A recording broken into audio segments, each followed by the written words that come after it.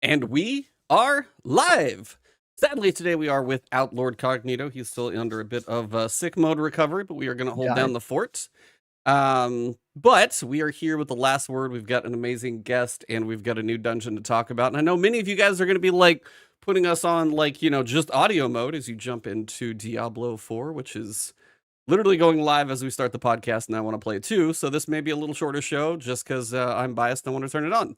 That being said, we have the man who reviewed Diablo 4 for IGN.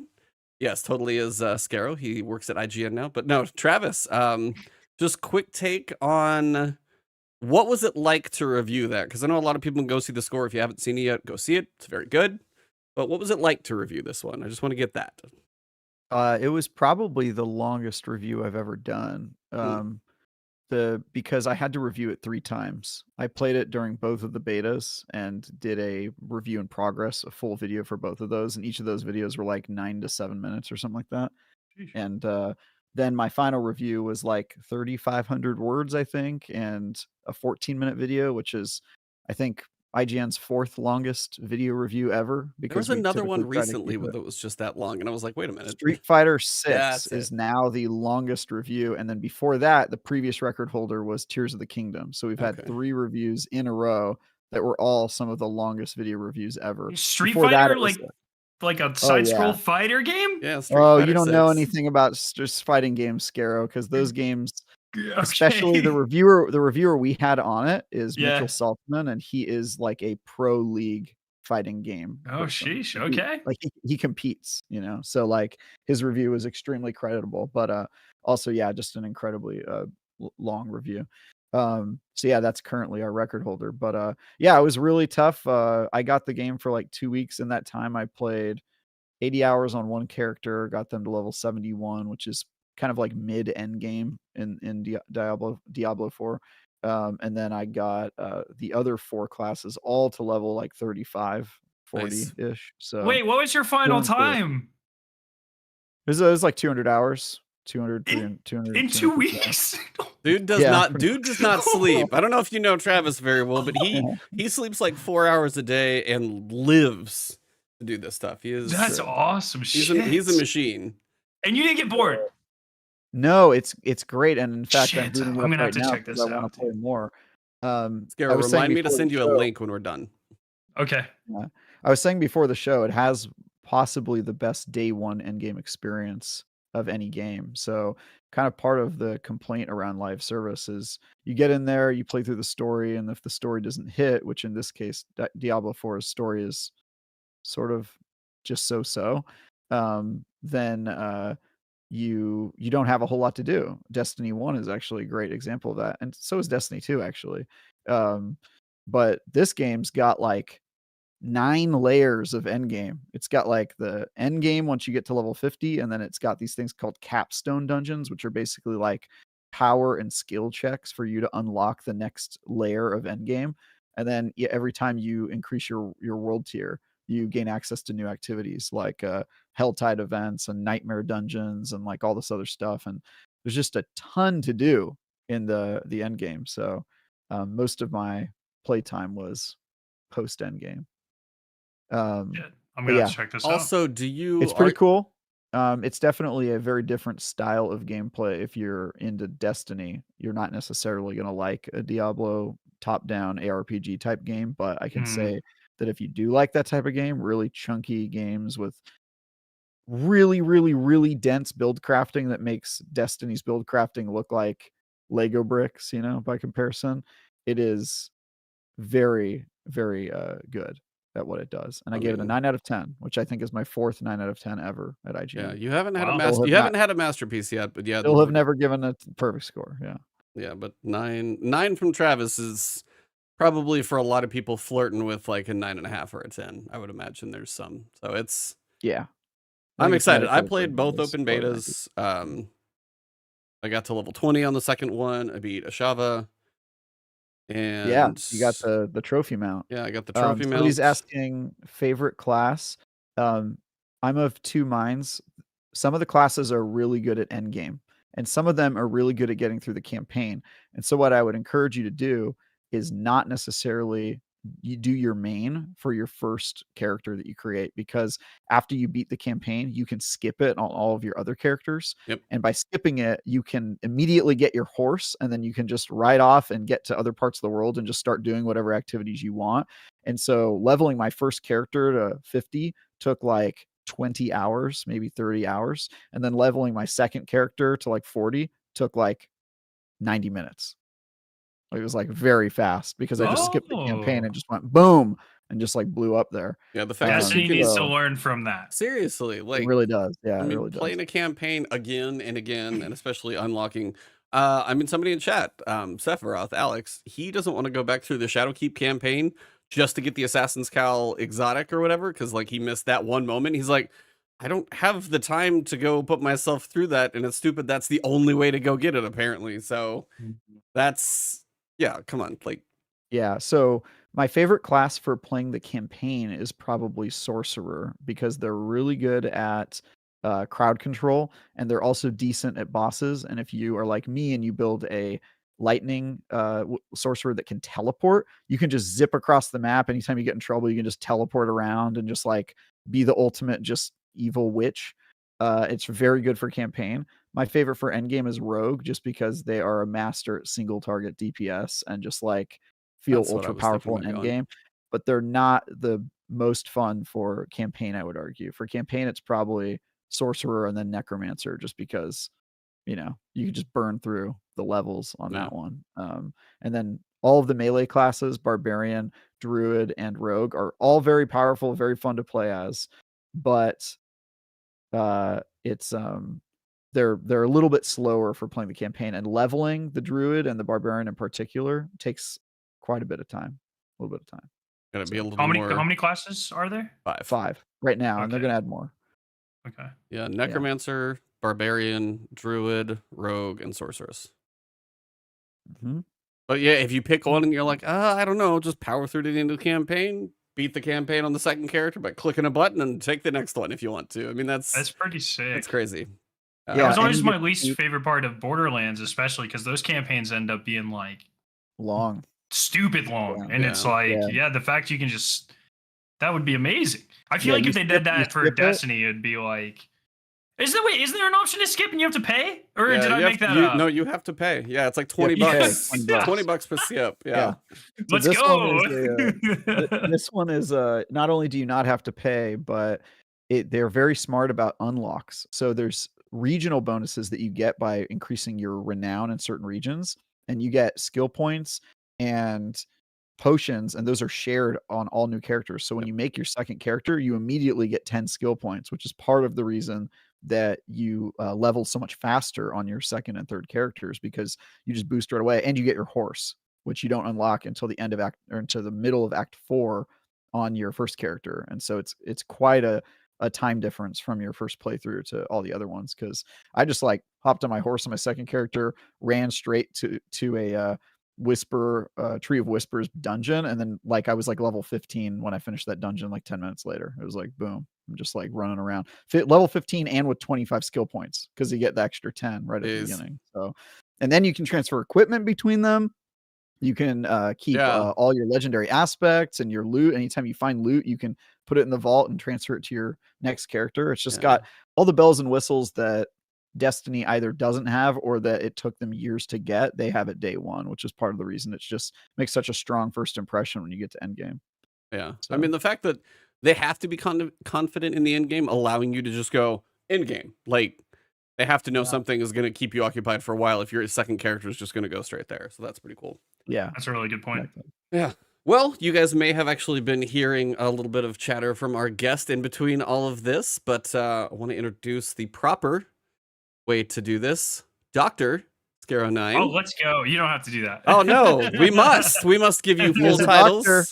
The knighthood, Sir Doctor. No, man, how you doing? Been a little bit since you've been here, but you're still one of our frequent guests. So glad to have you back. Go. Yeah, frequent flyer on the Last Word podcast. Indeed, yeah, for sure. You got a little reserved campfire seat, a little pop-up chair with always reserved for Skarrow on it. Let's go. That's sick. Yeah, I'm doing great. Finished grad school.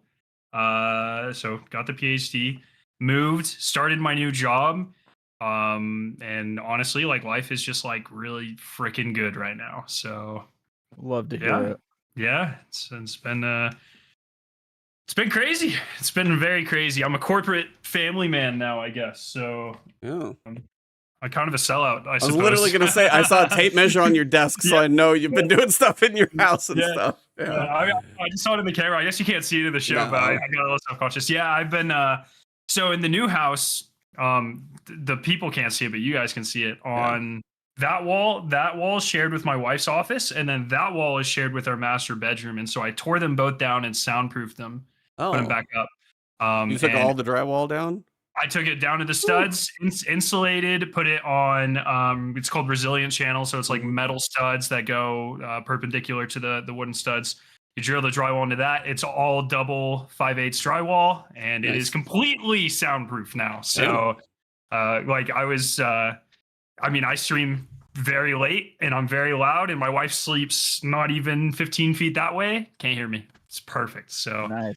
Yeah, it's been quite a process becoming more of a handyman, but YouTube teaches you everything. It's great. I've done more stuff in my house than I thought I would, thanks to YouTube the same way. It's like, it's a really nice resource. I mean, I've installed I've replaced all 3 of my toilets, just like from random stuff like that. I haven't gotten a drywall, but there's a couple of things I probably need to. But I mean, yeah, if you can break down all the walls by yourself, then I think I could patch a few things. Yeah. The hardest thing is like drywall's heavy. So if you hang drywall, get a second person. But the tearing down I did myself, the taping, mudding I did for the most part myself, painting I did myself. It's like YouTube is pretty free. So just gotta be careful. Take the precautions and learn everything. But also, as someone pointed out in chat, in the last couple of weeks, I was part of the group that solved the ARG for Marathon. Indeed, so that's going to bring that up too. Yeah, I saw you tweeting about that. It's kind of nuts. So I mean, life's just like, we're doing good. Solo Nezarec. I saw that, dude. You got it right before the new season dropped, before all the patches and everything changed it up, and you were cutting it down to the wire, but you did get it, which was awesome. I think, blew out my right eardrum when you did that. The reaction is rather loud, but justified. I was I was getting really worried, because it did come down to the day of, and it was the week that we moved into our house. It was like 2 days after we moved into our house. And so the company that I just joined, they actually moved for us. And so like between streams, I'd have to go and be like, all right, this is how you unpack this or whatever. And then I'd come back and stream again. And I was like, oh geez, I'm not gonna make this. And then I got lucky and got it the very last night. So better late than never on that type of stuff, right? Yes. So well, we are 2 weeks into Season of the Deep. We'll get to the dungeon here in a little bit, because that's going to be the meaty part of the conversation this evening. But just kind of wanted to get your thoughts on Season of the Deep. Week 1, obviously you weren't here, but week 1, week 2, the activities, kind of the story, just where your take on the season is so far with what we got. And because I know last week, neither of, Travis was in the middle of 2,000 hours of Diablo, so it's like he's got to get his take kind of on the season this week too. So how is this season treating you so far? I mean, it's pretty good. It's it's early, so it's hard to tell. But I mean, it's just kind of like silly fun. I definitely think it's closer to like something like Season of the Plunder, if Season of Plunder didn't have the worst story of like any season ever. So it has like a tangible story that's like pretty good. Fishing is awesome. It's like, it's dumb, but it's awesome. Salvage sucks. It's just bad. Deep dives are pretty cool, and the expanded version for this week is longer, and I guess people have been comparing it to like a roguelike, where you get like temporary buffs. So that's kind of cool. And there's like secrets, and you can amplify the difficulty every run and get better rewards. And I imagine next week when we get the third and final deep dive, that will be even crazier. The abyss depth. Yeah. I love all the collectible stuff. Like, I mean, it's still a season, so it's nothing like game changing, but in terms of seasonal stuff, it's definitely pretty good, I'd say, with the exception of Salvage, which sucks, and I'll stand by that. So it's just boring. Yeah, I mean, that's kind of at least my take on salvage, I'll say, and then I'll give it back to you, Travis. If they had the enemy density, and we'll get to the dungeon, like if they had half of like the way the Ekthar fight feels for enemies, because you can sit there and farm a spawn door in salvage.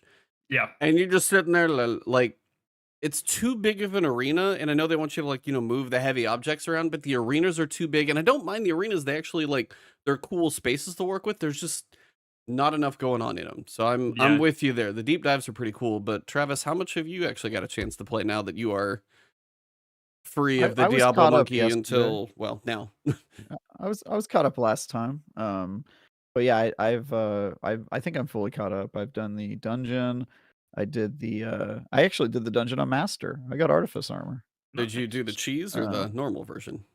I'll let you decide what you think I did. No, the Master version was I ended up in a group with some people who were cheesing it, and they showed me what they were doing, and I was like, wow, this looks extremely boring. But yeah, just sitting there and shooting, what is it, Wither Horde or whatever. Yep. But yeah, it was and then I've also done some fishing, which I don't really understand why that's in the game, but okay. And just stupid fun, man. I'm caught up on the story. Yeah, I mean, you might as well put it in there. It's like nice to shake it up and all that. It's just sort of like confuses me. All the things that they could do to Destiny, and that's how they spent their time. I'm just like, I am really worried. So like, I have this kind of running, I don't want to say theory, because Bungie's kind of proven it right time and time again, where they'll do something and then they'll like do that same thing like 3 seasons in a row until people start to complain about it. And so I'm really worried, like the response to fishing has been pretty good. They develop these seasons way in advance. So I'm worried like next season we're going to have like butterfly catching. Yeah, exactly. Yeah. And then, they'll do it for like 3 seasons and then we'll finally be like, can we stop doing that? And then they'll stop doing that. That's kind of what they did with the whole upgradable square charts. Exactly. Well, that lasted like 2 years, but so yeah. The Umbral Engram system before that. Yeah.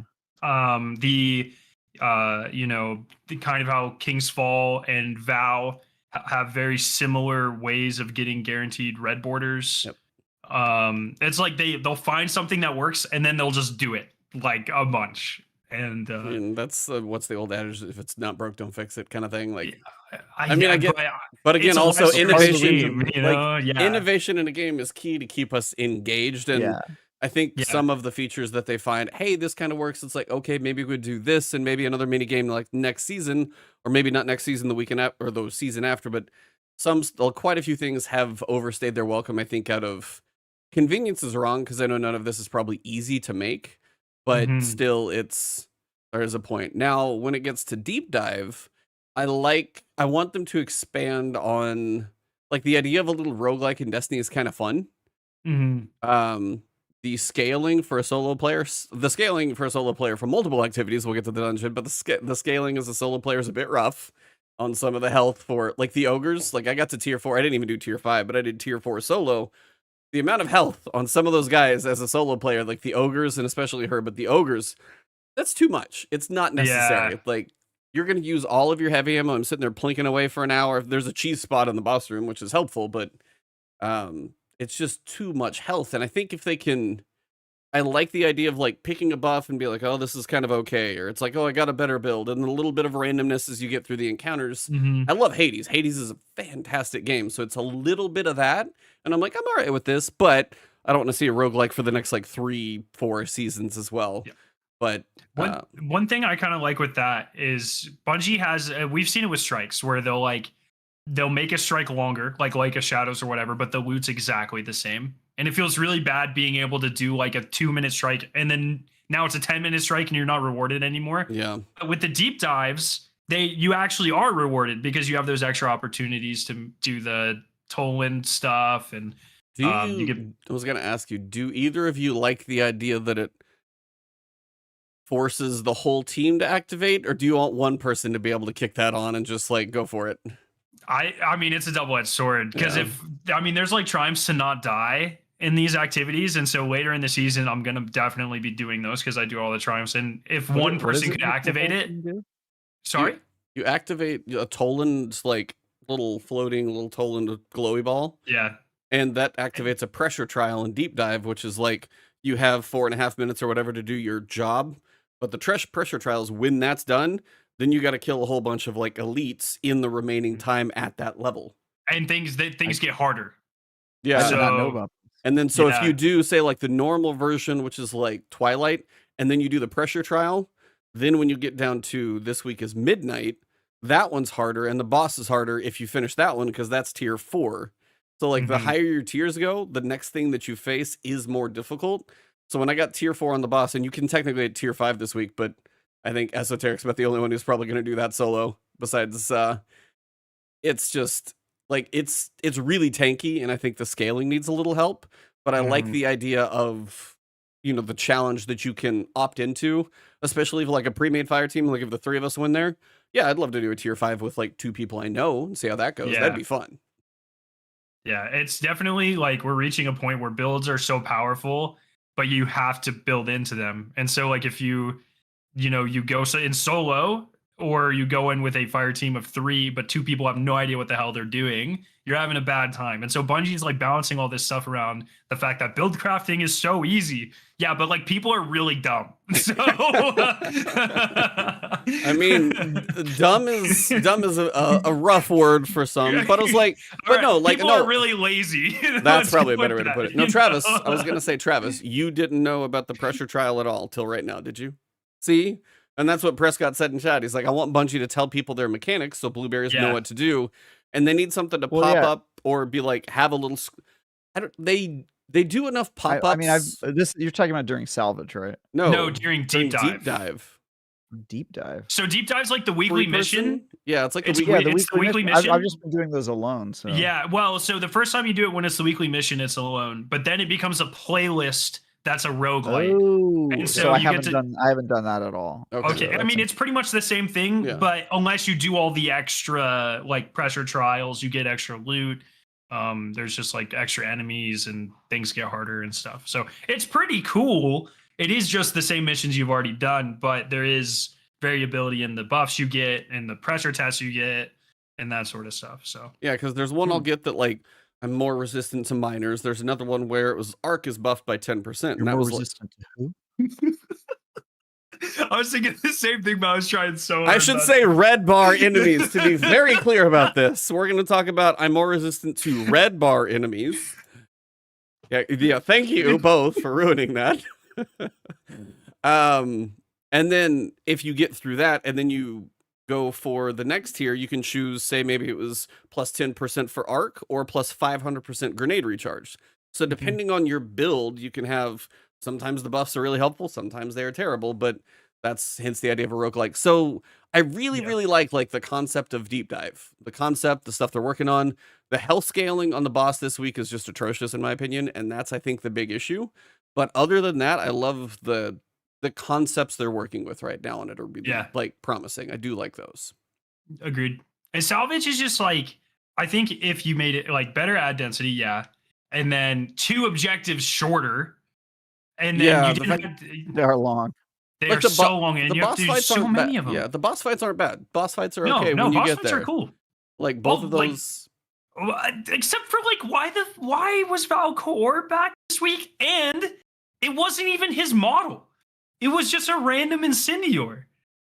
I didn't quite catch all of his details. Is Valcor one of the Shield brothers? Is that who he was? No, Valcor's the boss of Spire of Stars. Oh, that's right. Oh, that's here. See, so Cog's not here to give you a hard time about your favorite raid. So there you go. Out, but yeah, he's like, he has a unique boss model that I assume you can just put a taken texture on, but they just made a big Incendior and stuck him in and gave him the same name for some reason. Well, also like he's like dead and he's a Cabal, so he doesn't come back as a Scorn or take it. Like he's dead.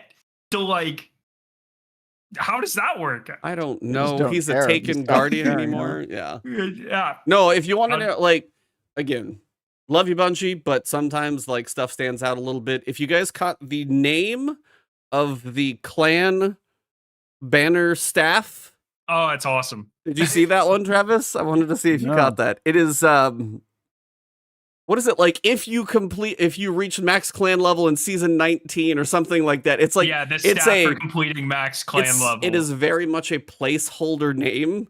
100%. I'll throw it in our like chat, lore. I tweeted it out. It's not like lorem ipsum quite, but it's the step beyond that. It's like fill in it would be, what was last season? Was Season of Defiance. It's like put text here, basically. Yeah, it says this staff is the reward for reaching max clan level in season 19. That's the name of the staff. It's the full name of the thing. I mean, it's like, oh my God. I forgot that clan staffs were even a thing. I know. That's probably why they forgot about it. Because I didn't look at that. I just saw it come through on Twitter, and I was like, honestly, I forgot about it too until it was a thing. I changed the one that kind of fits with what I've got going on, and I left it and forgot about it. But again, that's a minor thing.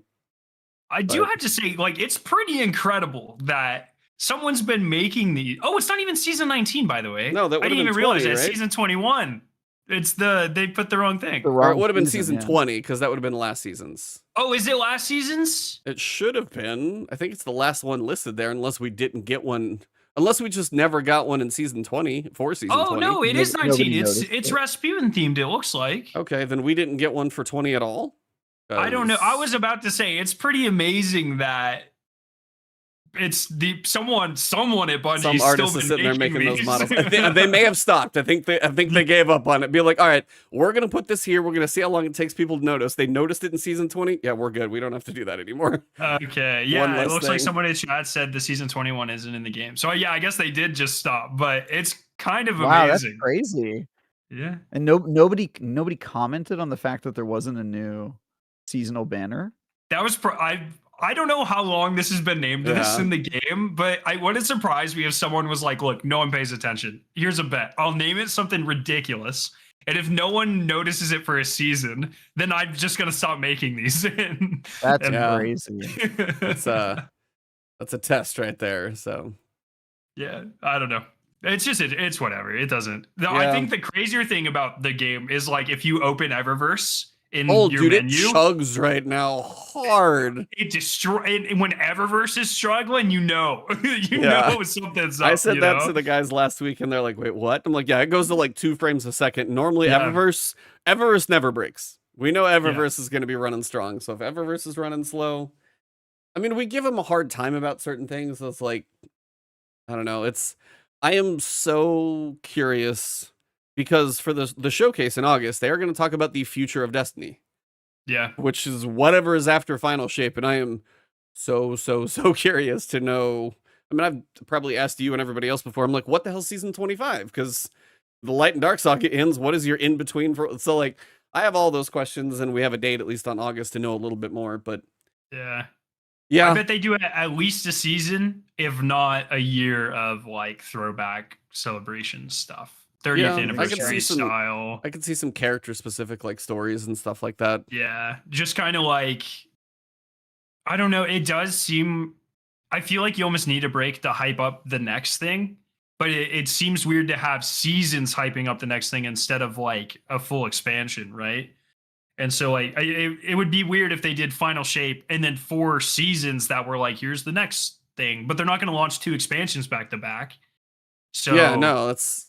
I mean, the seasonal model, I mean, if you saw anything about, what was it, the Naughty Dog factions, Bungie got to go review that game. So, yeah, they're doing the whole live service thing now. I'll save that discussion for when Cog's back, Travis. Like, we got to have that when he's here. Yeah, we do. Because I have thoughts as well. Yeah. So, I don't know. I think all in all, this season's like, it is really good. But I think with the announcement, especially of Marathon, it's becoming pretty blatant that, like, there are aspects of Destiny that are, like, quite largely being ignored, and I think I would like some commentary on this. I mean, if you watch the Vidoc, it's literally like the Shadowkeep Vidoc. It's like the whole 3 to 4 years ago team of Destiny went over there, and then I mean, recently it was Kevin Yanis. He's no longer on Destiny, and he's over on Marathon. Like you see when it finally went public, you just keep. It's like Lars is on there, and it's just. As soon as they were like Lars Bakken's working on Marathon, it was like, oh, that's where he's been. Yeah. When I saw like I knew Christopher Barrett, like everybody knew he was kind of working on a meta, but honestly, like not to forget about him, but I was like Scott Taylor. I was like, holy crap, there he is. And then Steve Cotton, I'm like, all these faces, I'm like, I remember all these guys from all the Vidocs. I'm like, there they are. And I'm going, okay.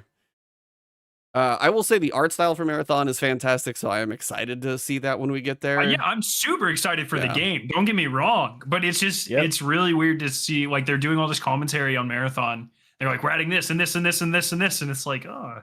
Can I get a shout out real quick? All the players coming in chat. Am I wrong in saying, is he the one who did the first solo raid?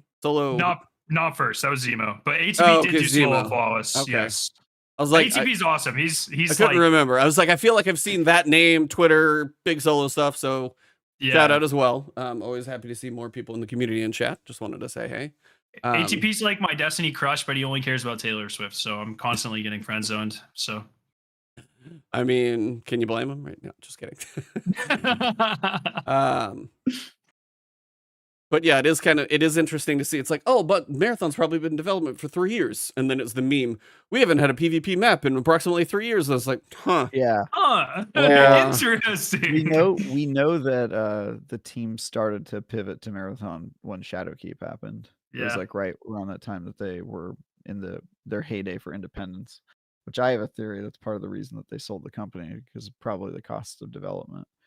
But yeah, that makes some sense. I mean, that's sort of normal that people move on to other projects. You see it in, I was talking about this on Bitcast recently. We were talking about whether it's okay that people move on to other projects, and I was saying that, like, if you're like writing on a TV show, typically you only write like the first season, right? And then you move on and work on another project, and you leave some other people to kind of fill in and carry on the rest of that show until it ends. And I think that's kind of normal. I think it's a healthy part of the industry, but also their absence is certainly missed. And you can definitely tell the shift in priorities and the shift in the story.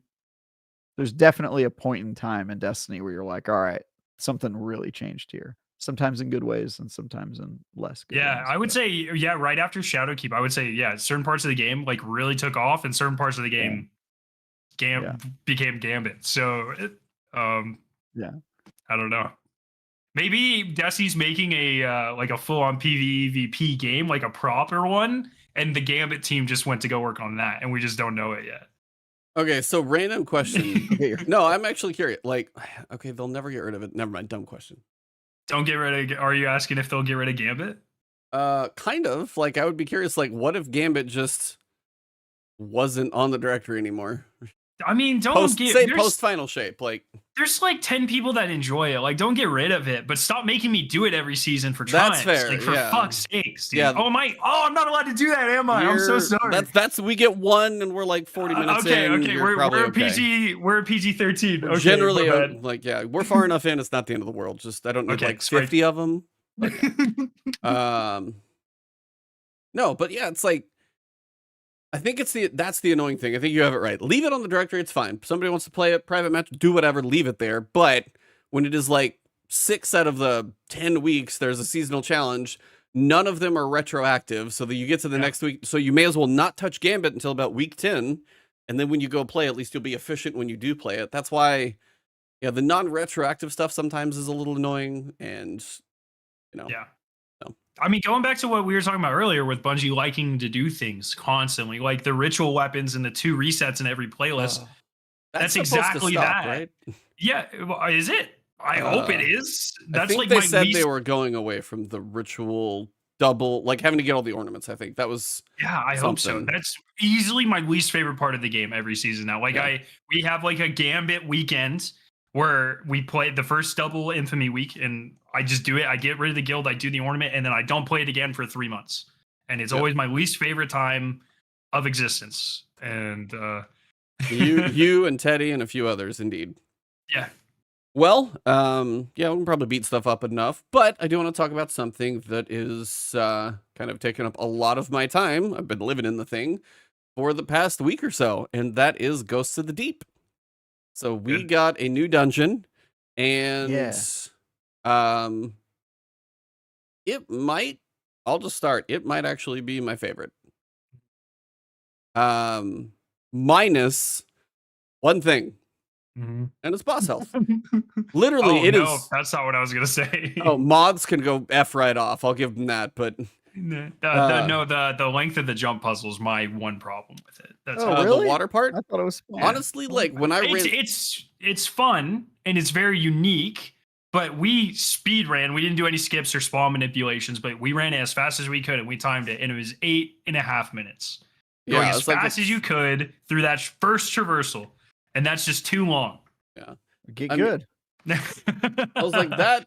I was like that. I mean, I was working on my solo flawlesses today, and I got some attempts in yesterday, some in today. Stupid death when I was at the final boss, but that wasn't a big deal because you have the opening section. It's a little like palate cleanser when you get down there, and then after that, it's like boss, like get to the next boss and then boss. So it is kind of your one bit of downtime to breathe, and it's not like, especially when you just like start falling through it. I'm like, it goes right when you're like, okay, finally enough. Then you get some enemies and a little back and forth. It's like, I get it's long, like they could have trimmed it up, and that feels like something also in Root of Nightmares. Like the traversal in there feels extra long. Like the arenas are gorgeous, and I love the underwater landscapes and seeing the like big giant whale Leviathan down there. Like what I see is really cool, but it does feel like trim 25% off. A lot of this stuff would probably be good. I think the environment teams have just been flexing and like good on them. Like they've been killing it between this and Root. Like not even, it's beautiful, but as a first time experience, it's really awesome. But there end up being things where a player like myself and you guys too, where you do these dungeons 50, 100 times, where there are some mechanics that are just like kind of annoying, like the nuke thing in Roots of Nightmare. Like turn that off after my first completion. I never want to deal with that again. Oh, yep. Yeah, and then the underwater thing is just, I feel like there's like 3 sections where you drop down and then you loop back around, and then you drop down, you loop back around, and then you drop down. And it's like you probably could take out one of those at least. And so I don't know. It's beautiful. It's amazing, and at least it's not just a normal jump puzzle. Yeah. Like they did something unique with it, and the sound design's amazing, the environment design's amazing, and at least it's like a little mini game. So that is cool. I just think it's a little too long, especially compounded with the boss health, right? Because that both of those things together just make the dungeon feel very, and the fact that the first encounter is 4 rounds and you can't skip any of them. Nope. It just makes it feel like a very long experience, even if you're with a very experienced, fast team. Yeah, I mean, as a solo player, like 4 rounds, 6 rounds, and 6 to 7 on the final for even me, and not everybody's going to do it in even that many runs. That's a lot of cycles. Like by the time you do a solo flawless, like I got the mechanics at this point. I am good.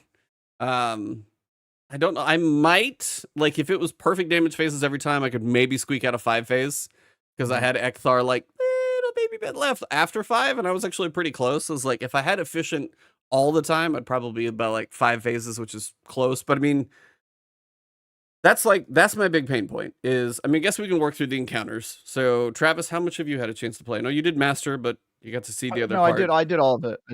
Yeah. So first encounter is the arcology, kind of like the area we never got to go to, down in the forest area by the rivers and stuff, off the top of the. That was my least favorite part, honestly. Yeah, I agree in terms of encounters. You have to repeat it way too many times. It's just like a lot of like moving around, kind of just a whatever area. But at least it's like it's different, right? Like they could have made it like a Crown of Sorrow first encounter where it stands still. But at least, like, there's a little bit of a hunt. I wish you could just do multiple at once, or you could chain them. Like, say you finish the hive thing, and you get the buff, and you have 1.5 minutes.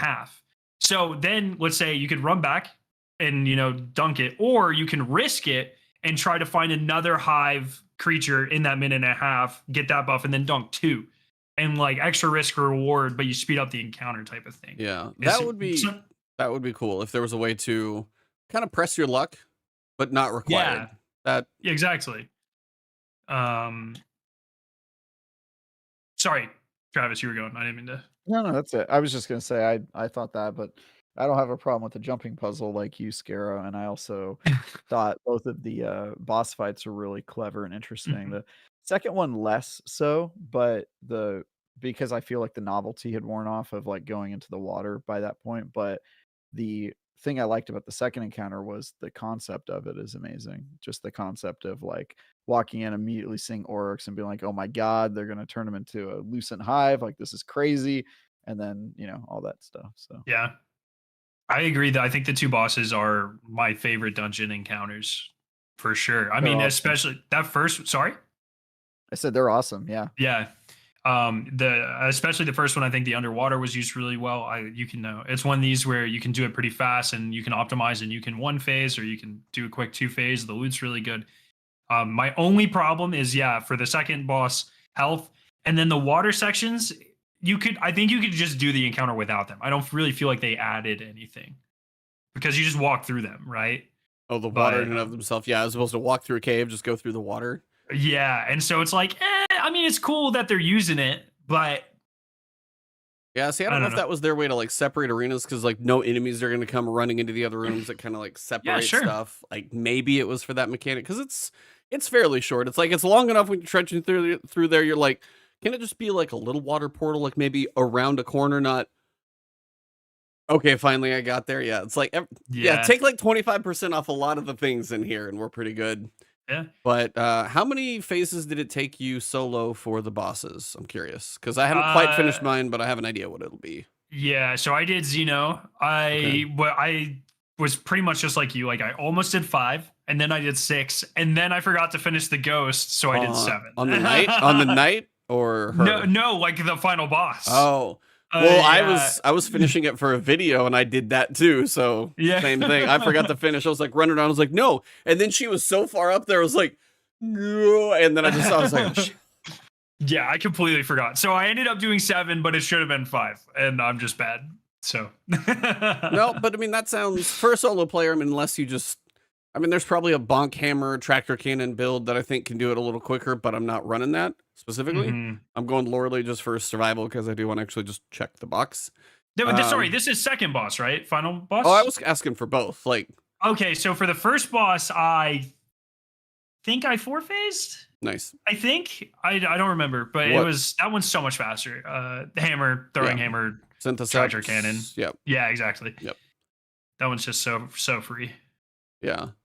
Yeah, I mean, that arena, though, as a solo player, like, there's not a lot of builds that make that one viable, I will say, because the enemies are just nonstop. Like, you kill a group, and it's like there's another set spawning, and there's 2 other ones around the room just constantly running. So, I mean, having the whole upper deck on fire from bonk hammers and stuff helps. Yeah. But it is, like, I haven't actually run it as a group, so is it more manageable with a group? Are there less people, or does it still feel kind of chaotic with the team? It's chaotic. No. Well, I'd say it's chaotic. Well, okay, it depends who your group is. I take it back. I ran it on the mine first was day. Chaotic. I mean, I feel like it took me 15 phases to do the first boss with a group. Yeah, it took us a little while. We while. didn't know what we were doing. We were blind, so. Yeah. I will take that back. I ran it with a group on the first day. Shout out to a cool guy who got the exotic on his first run. That dude's streak is now going for like I think it's 4 or 5 raids, and now this dungeon I ran with him first run exotic. I'm like, oh. And then Sephiroth was in there too. But yeah, for us to figure out the mechanics took a little while. But it wasn't too bad with like a trio once we figured out what we were doing. Now I wanted to ask you guys, did you use No, you didn't use Arbalest, did you? You used Tractor Cannon. Or Ekthar, especially. For solo, yeah. You just use supers to break shields. It's not. Did it take too long to break the shield for you, or not so much?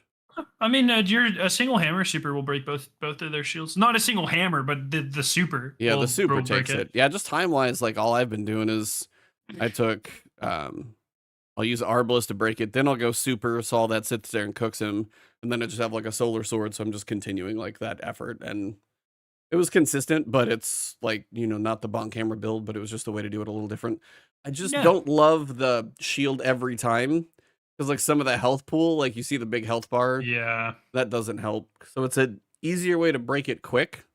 But I would say, like, how much health do you think he actually should have versus what he does have?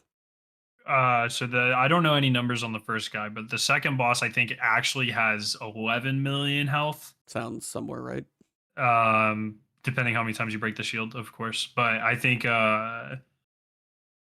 I mean, I think it depends completely on the number of players that are in there. I think, we've seen Salt talk a lot about this. I think Dado talks a lot about this. Like, we have legendary, so we know that they have the capabilities to already do fire team scaling.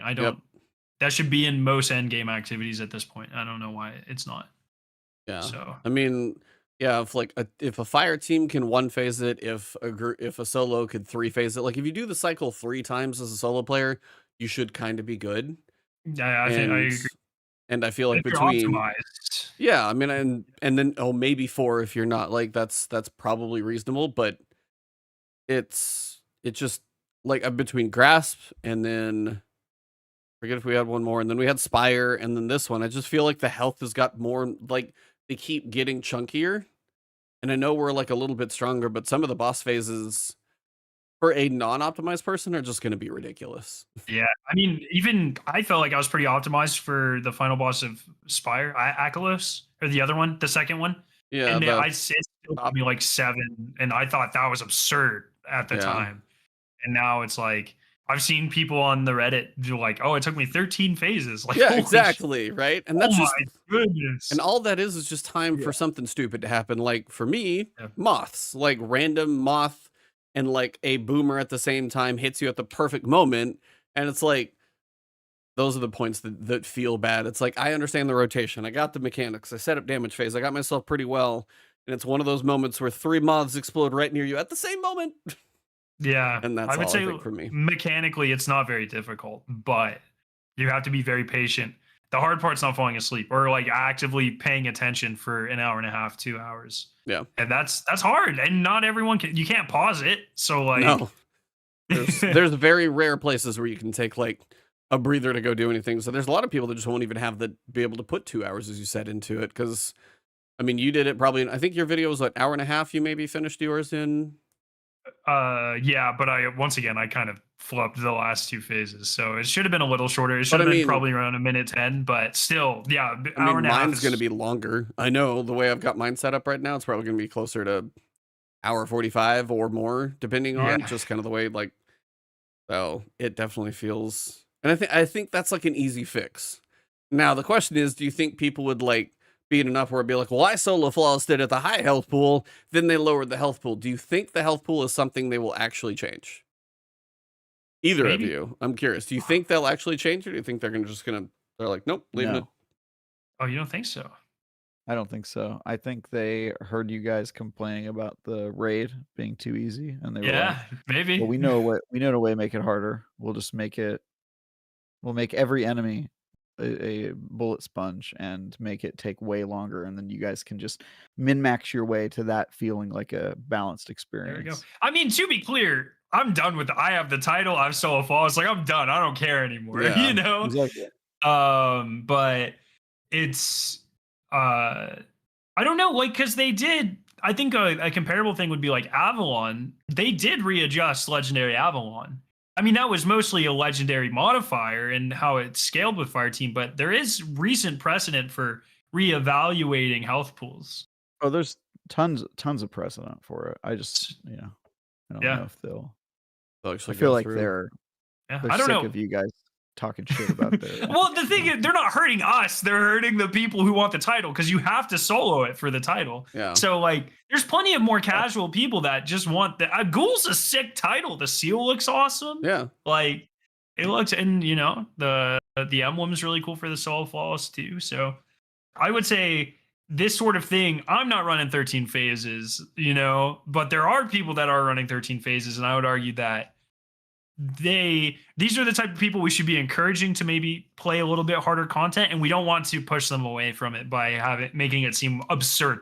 Yeah. Like, you're gonna have to spend 3 hours doing anything in the game, so yeah, somebody browsing through Reddit sees that and is like, never doing that, and just like writes it off at that point, and that's discouraging. I mean, I could see both health pools going down by 1/3, and I think that would be fine. Like 1/3 coming off would probably be like, I mean, that's still gonna be like 2 to 3 for a solo, like 3 or 4 for the last one. I mean, if you could make it through a quarter or 1/3, somewhere in there, that like 30% off, I think would be a bit more reasonable. I'm not going to say chop it in half, because I know some people might say that's too much to come off, but like a third seems like that would still, you would have to understand the mechanics plenty to be able to do that still. And I don't think you cheapen the encounter. You just make it a bit more time manageable. Because as you said, there's enough traversal and in between and other stuff you got to do that, you know, spending 4 phases instead of 6 takes nothing away from your accomplishment, in my opinion. Yeah, I think for fire teams, it's at a decent. I like where it is right now. It's both bosses can be pretty easily 2-phase, but for solo, I completely agree. It probably should come down a little bit because it's like with build crafting, you usually need like a couple different classes. Like it's hard to build craft a buff and a debuff on a solo run, right? And so you can't actively take advantage of all of the build crafting opportunities, which is what everything is balanced around. So, yeah, it'd be nice just to see the scaling, I think. I want to ask you guys, what you guys think of basically all of the lore going on with this dungeon? Travis started, so I'll let him go. He seemed to really be into that. Yeah, I thought it was the coolest part. Yeah, because a lot of the dungeons feel pretty abstract. Like I couldn't tell you really anything about what's going on in the the 9 one, whatever that one's called. Prophecy. It's just like prophecy. Yeah, that one's just sort of like. Yeah, and I also hate how that one was advertised. They were like, find out what the 9 are all about, and then you play that dungeon, and you're like, I didn't learn anything about the 9. You guys lied to me. I remember that? That was in the trailer. They were like, you're gonna find out what the origins of the 9. We're gonna figure out the 9 in year 13. And I was like, you guys were liars. I didn't learn shit about the 9 in that dungeon. Yeah, I am really interested in seeing if they follow up on some of the stuff that they set up.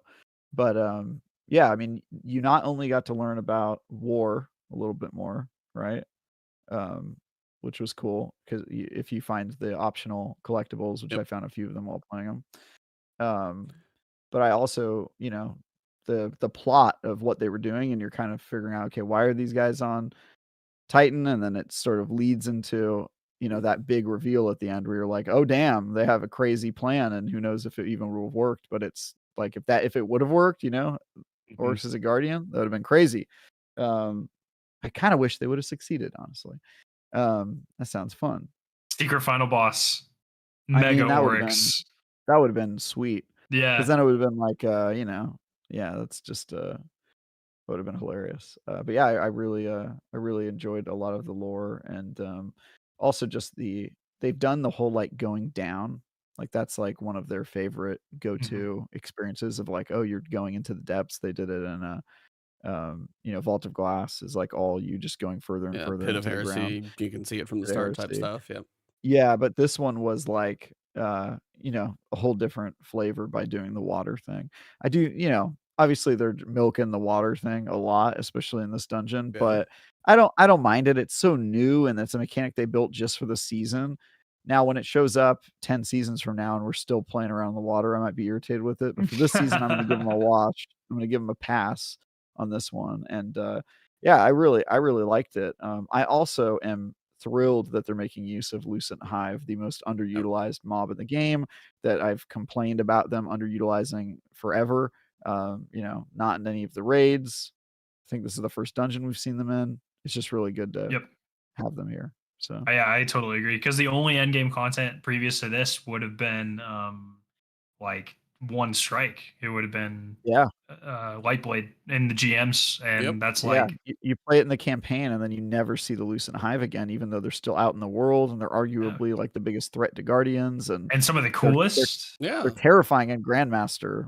When the rare time you see them in Grandmaster, they're horrifying. They can one shot you with a shield that bounces around a corner. It's crazy.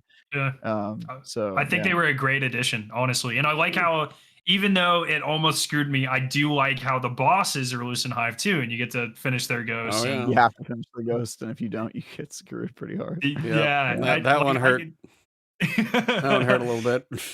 It is cool though. Like it is. I totally agree. I feel like they've been completely underutilized. It has a lot of synergy with weapons from Root, which is really cool, because they do extra damage, I believe, to Lucent Hive, which is sick. And all around, I totally agree.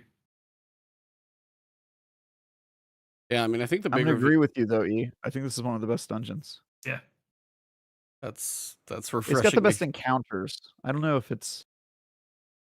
Yeah, it's probably the best dungeon. I was like, at some point, like, I need to sit there and do a like ranking video of like every dungeon encounter, like the S tier list, like, because like the opening, as you guys said, it is like a little repetitive doing those things. But I mean, I'm trying to think through like Grasp of Avarice, like that. The openers are always bad, right? But I mean, but the middle of Grasp of Avarice, that's when that thing crawls to a halt when you have to do the bombs. So the pacing on that, like this one starts a little like with a lighter encounter. It's like not quite as stressful. And then you do the dive and then it's more and more. And it kind of builds, like the pacing kind of goes in the right direction. Grasp having that like lull in the middle hurts.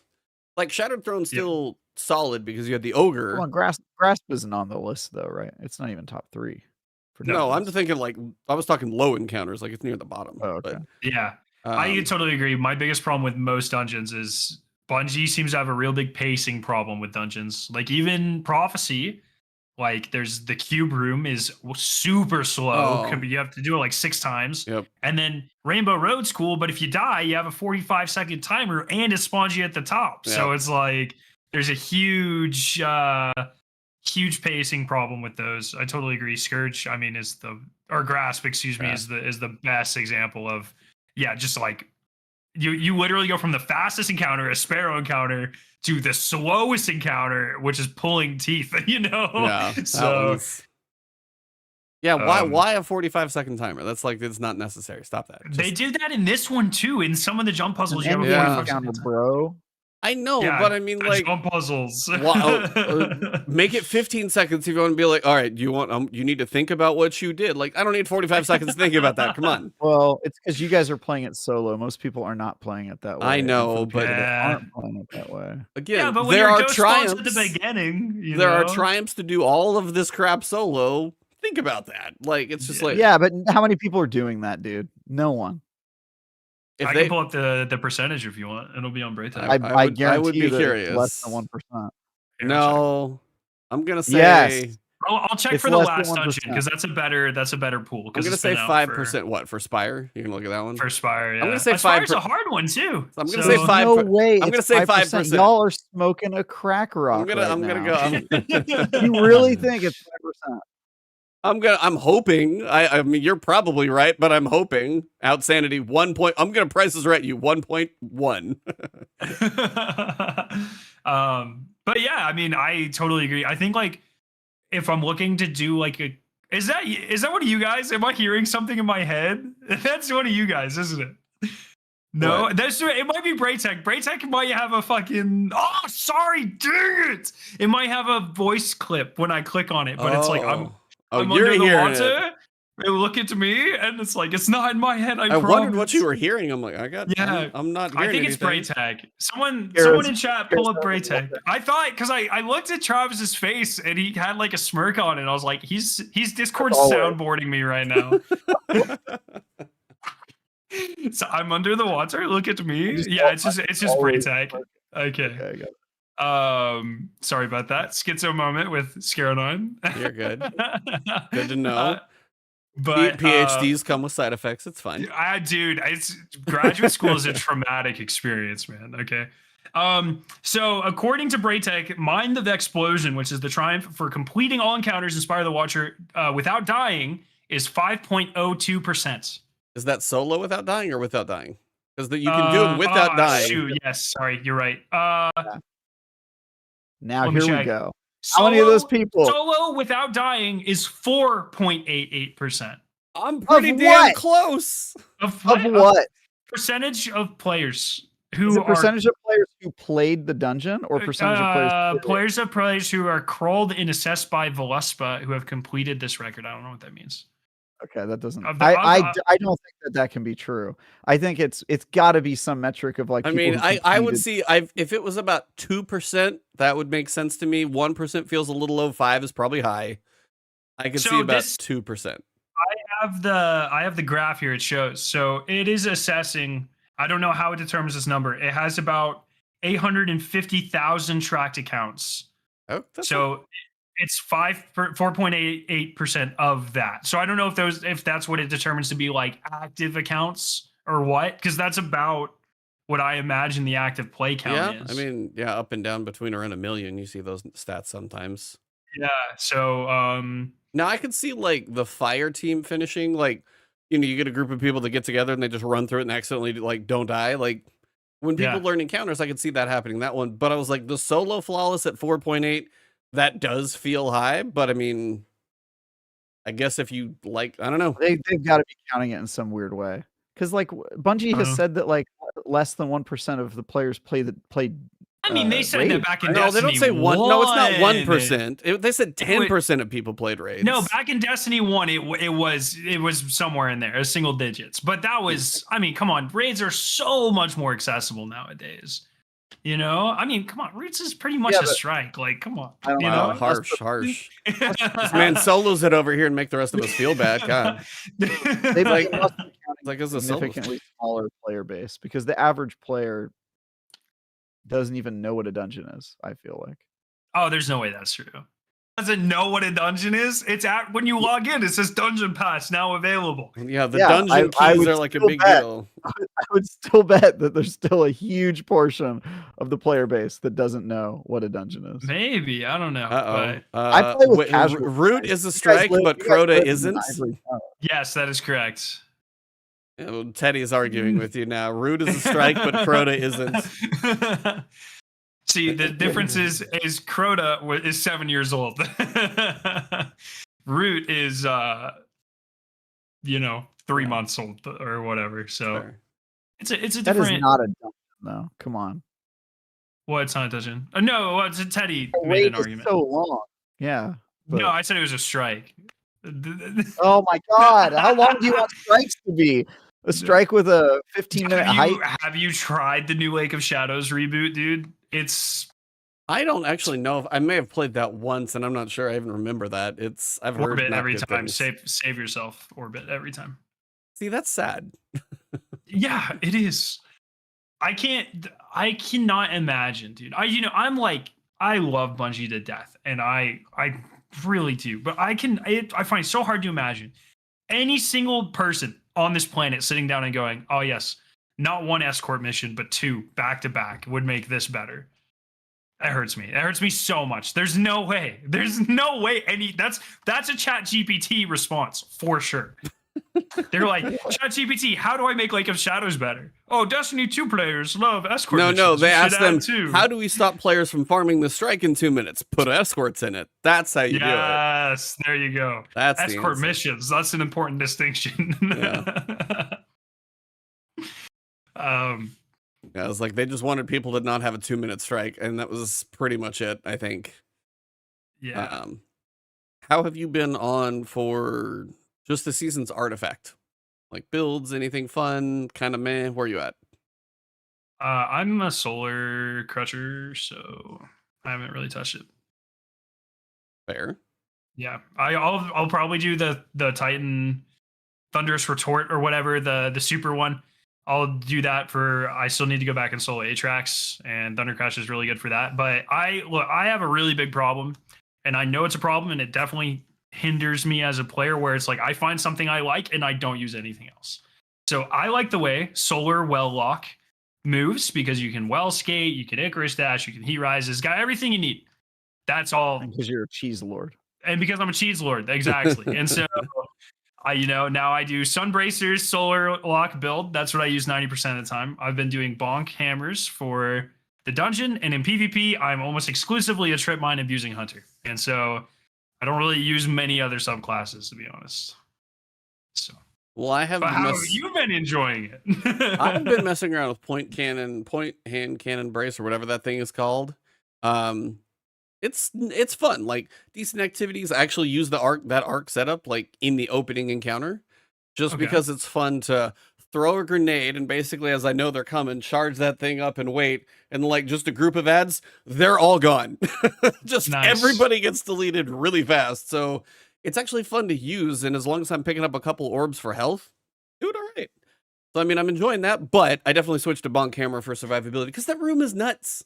Like, I could try and take that arc build in there and I'd be dead in no time.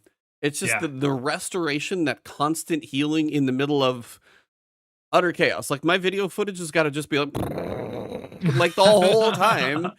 And it doesn't feel like I've really got a great option. Now, if Volatile Flow was an option and I could get like a Repulsor Brace, Destabilizer, if it was easier to kind of like Volatile Flow, I love as an artifact mod.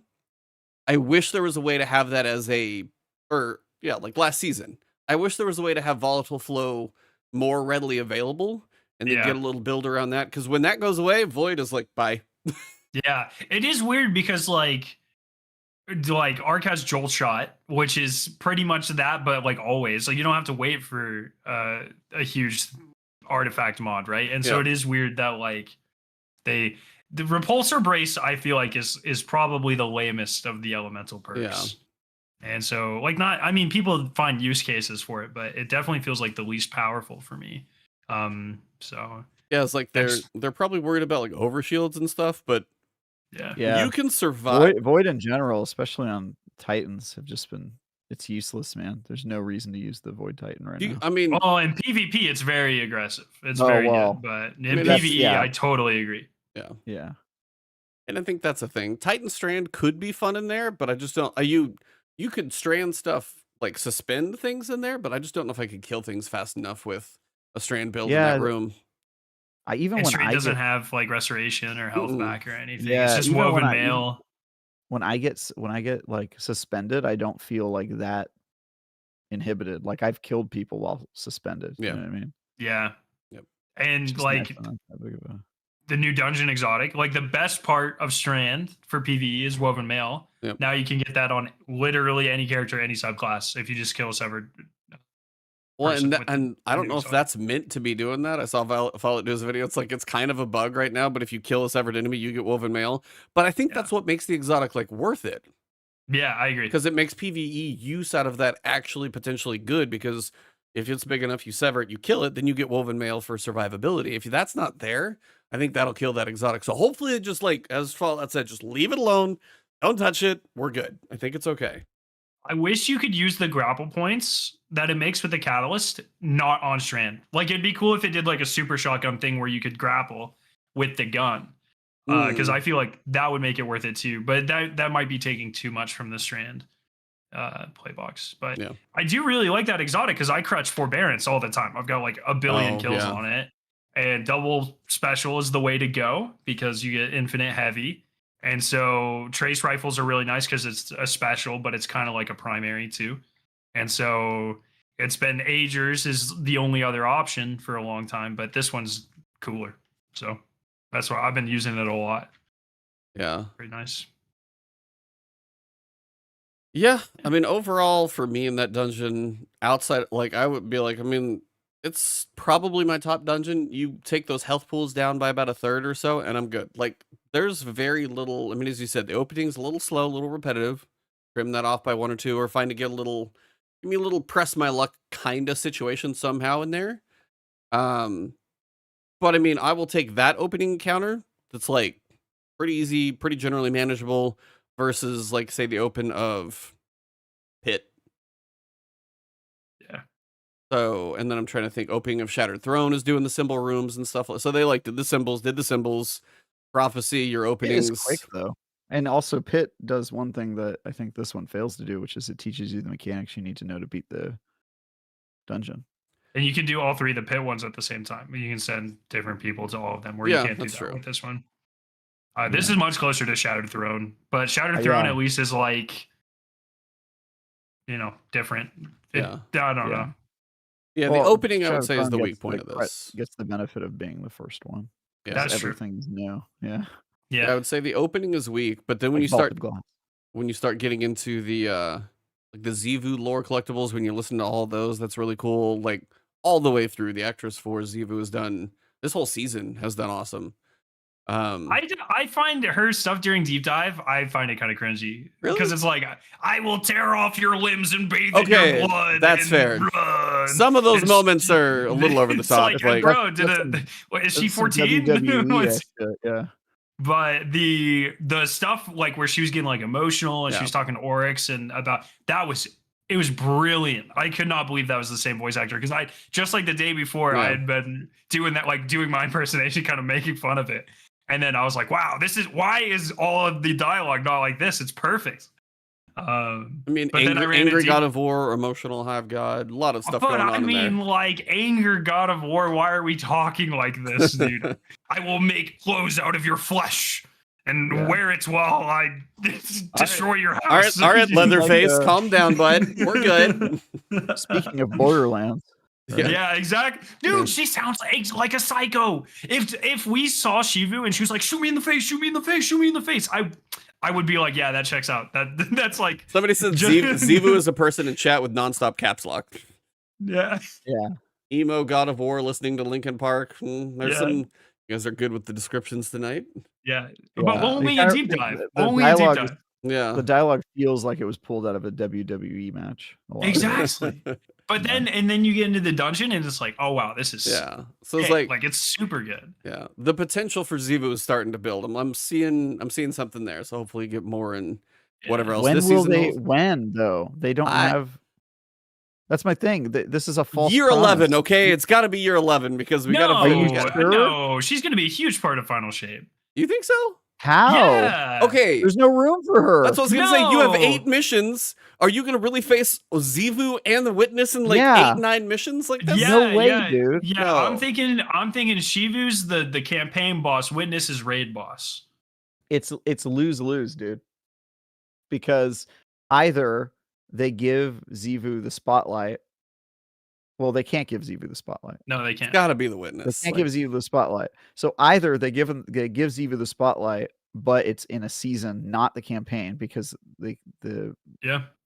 or we haven't even seen Xivu. If they do that, if they do that and they do it in a season, then people will be like, "Wow, they wasted all that build up on her." So there's no way to do it, Skarrow. Xivu is callous. Xivu is callous of Final Shape for sure. Skarrow, take it from someone who's right about. Take it from somebody who is right about everything about Lightfall's campaign, and you were wrong about everything. Yeah. You're right. Yeah. I think that they are going to save Xivu for some. I think Xivu is an EU character personally. I don't because Xivu has never European Union character. Sorry. Expanded universe. I use this term. You know how some characters are only allowed to appear in the expanded universe, like Ahsoka Tano and Star Wars and that sort of thing. Okay. I think that Xivu Arath is destined for the expanded universe and will never see the limelight in Destiny's main story. I'm thinking like whatever expansion follows Final Shape, that's where you can kind of get into some of that maybe. I don't know, man, because the Hive they are the darkness. This is the end of the light and dark saga. Like it would be, I don't know, maybe. The only way I can see them working it in is if the Witness destroys Xivu at some point early in the campaign. I could see that because I think that piece needs to be taken off the board to make it clear that the Witness wants to bring about the world order, right? The Witness is the big bad, and I think the Witness wants to get rid of the idea of darkness and light. That's kind of what the vibe I'm getting, right? It's like they're like a chaotic character that wants to kind of upset the established order. And so I think if they were like darkness gone and now part of my army, and now I've got Lucent Hive coming after you, and then they kind of set that precedent. That could work. I don't think the Lucent Hive are part of Xivu, by the way. Like the dungeon. Oh yeah, you're right. I actually think that Savathun is going to join the Guardians before. Yeah. I think Finch was behind all of the dungeon stuff. Like I think Shiva's voice lines, like even the last one was like, "This is the final time I'm visiting your grave." I think she had nothing to do with it. The Vanilla Hive, I think, are going to join or get destroyed by the Witness and then be like, absorbed by the Witness's armies. And then I think that's the only way they could do it, because it does suck. To your guys' point, they're doing all this building up, and I think people are finally like, okay, Xivu Arath could be serious, but I don't think they're going to get to that point. I think this is the Thrawn of Destiny. Interesting. Great maybe. Squall. We still have the original big bads of Destiny 2 were the Worm Gods, and we still have 3 of them.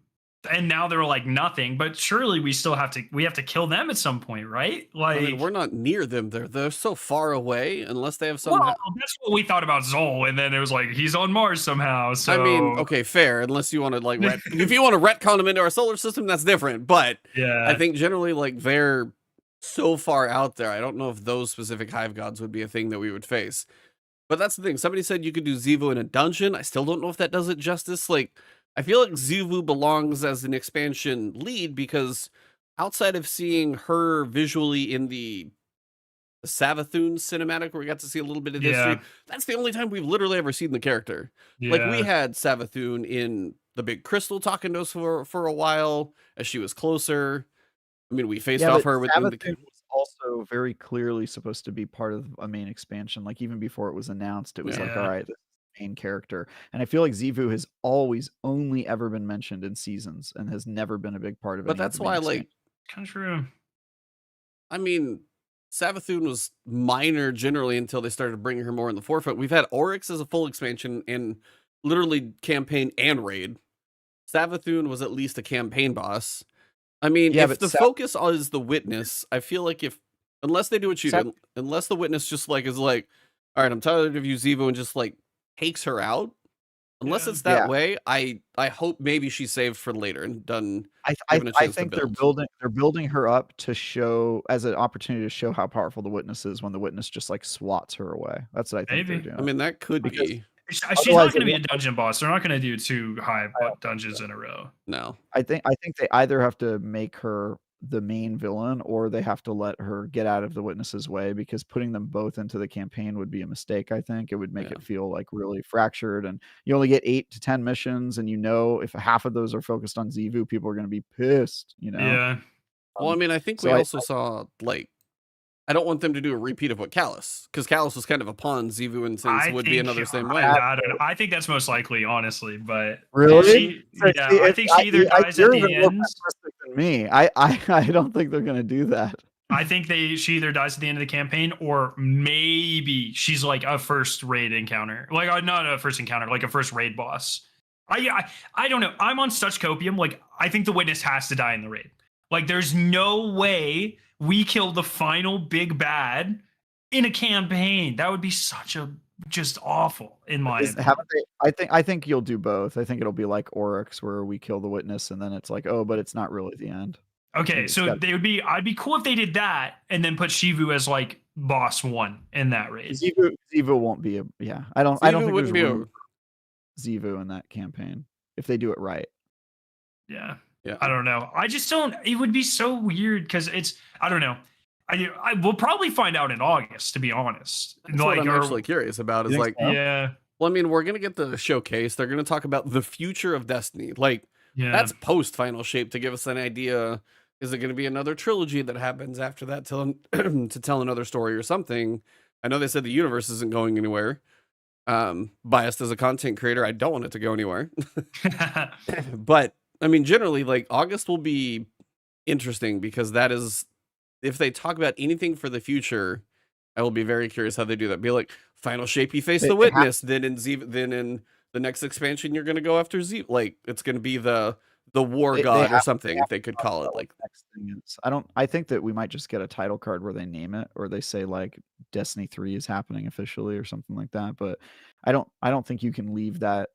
You can't finish this year without us knowing what's coming next year. That's just never been Bungie's model. Yeah. What if it was like the War God or something like that?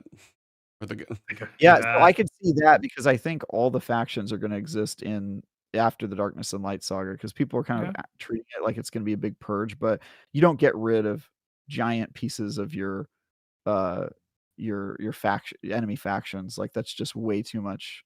Yeah, the witness isn't going to like clean slate the whole game. I mean, it's not going to be a Thanos snap and be like, see ya. I don't think it's going to be quite that easy. There's not going to be darkness and there's not going to be light and all this stuff. And I'm like, bro, you think they're going to get rid of all your darkness and light subclasses? No, I just think, I don't know. I think, or at least what I think is that there's a lot of like sci-fi and fantasy stuff that's not light and dark that they've set up. The 9, Ahamkara, Athelion in the background. And or the Vex, even like just technological stuff. The like Vex we know about Volantis, like a homeworld. We know the portal to get there. It's on Europa, So like I feel like they have all these like I said, like sci-fi, fantasy, not light and dark stuff that could make for really interesting stories. Like, there's no one can convince me that we're not getting a major Ahamkara expansion. Like, that would sell $1 billion. That's like the coolest thing in Destiny, There's literally giant wish dragons. Exactly. And like a bunch of, like, think about like Assault on Tiny Tina's Keep or that Borderlands one, but like in Destiny, like that would be insane, dude. Just a raid boss that's like 4 dragons, like Okay, here's a question, because I've always wondered. You really are on Copium. I mean, that's fair. It's before we know more about Destiny. There's the Copium. You got to hit it straight into the veins a little more every day. I wanted to ask you. So a lot of the time, not all, but I mean, a lot of times it's stand in a place, shoot a raid boss. If you were gonna make a raid boss, how would you make one to be different? That's such an interesting question, man. Travis, same to you. Usually when I get these questions, like from chat, I always say, I'm a chemist, not a game designer. I have faith in Bungie. I'm going to defer to them. But I respect you too much for that, E, so I'm going to try to think of something, okay? All right, think about this. I'm going to put you on the spot and see what happens here. No, I honestly don't know, man. That's such a good question. I mean, every time we get a raid, I'm like, okay, they're out of ideas. They have to be. They've done everything. This is the most creative thing ever. And then we get the next raid, and it's like something new. And I'm like, oh my God, how did they think about this? They're out of ideas. We'll never get something new again.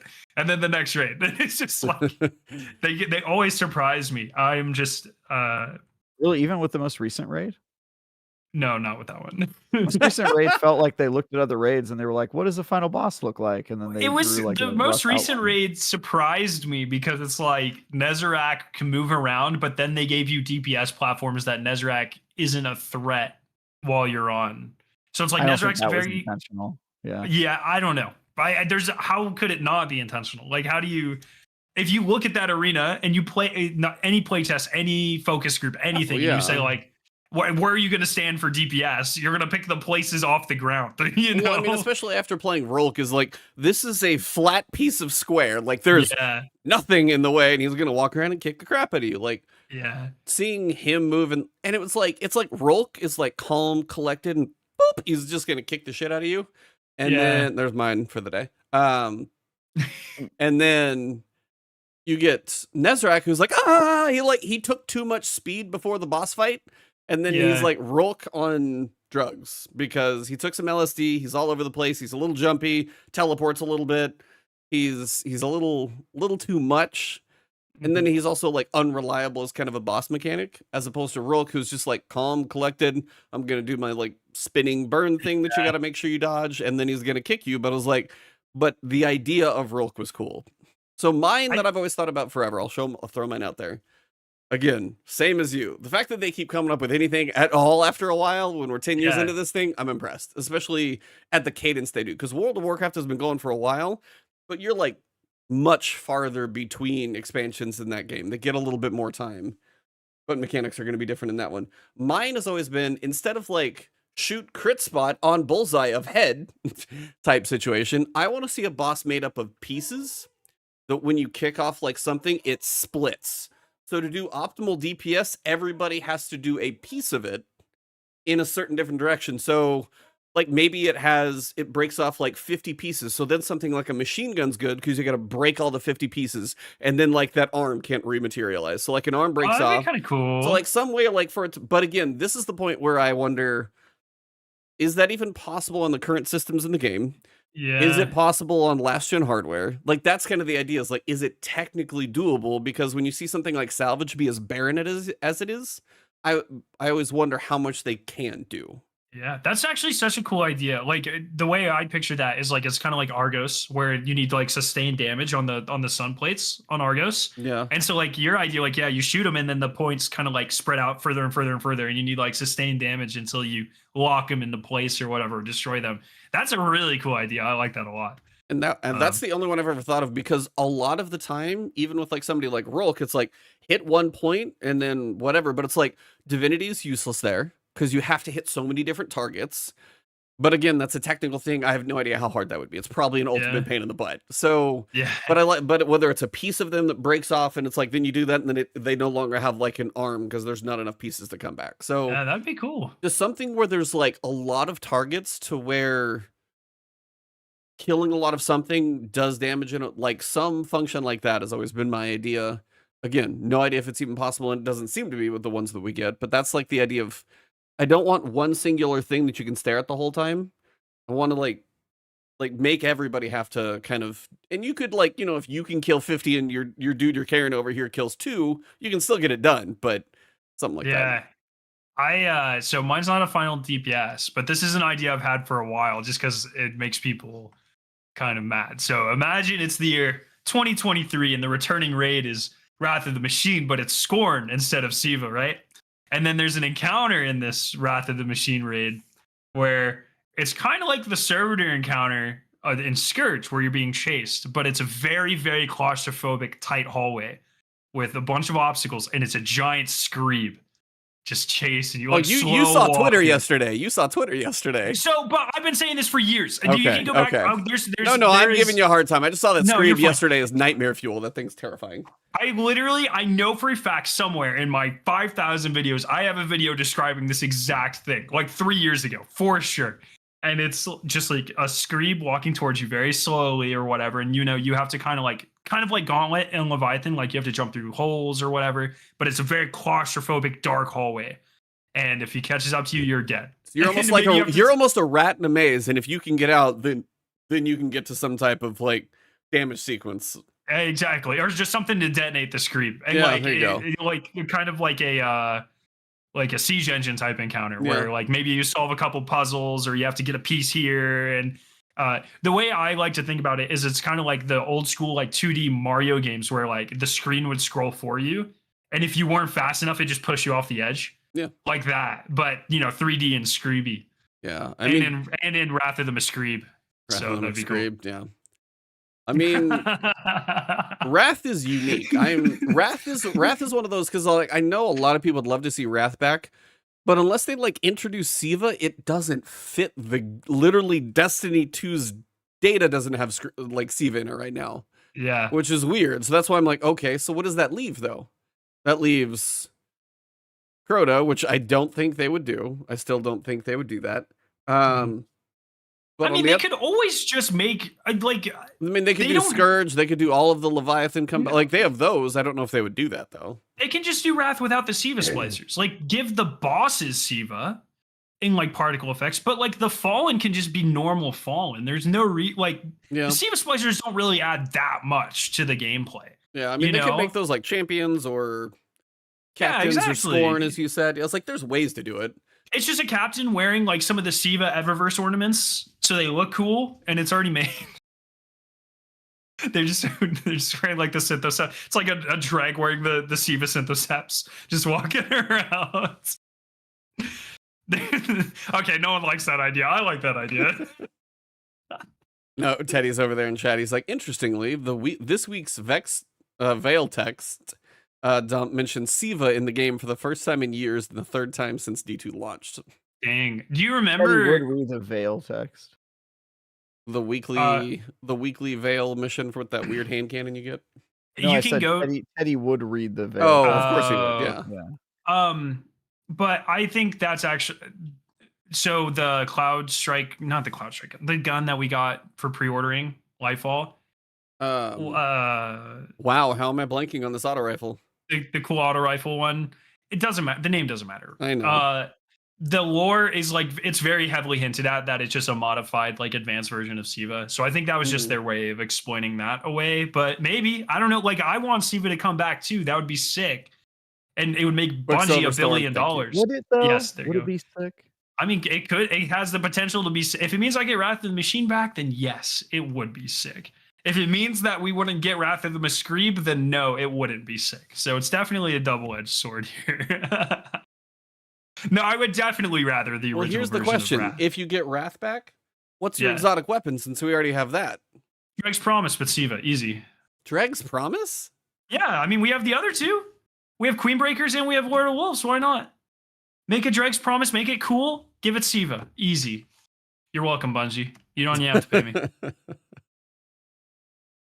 Or just like literally anything else, like, okay, the exotic for Vow was like the most disjointed bad exotic of all time. No one uses it. Collective Obligation has nothing to do with the raid.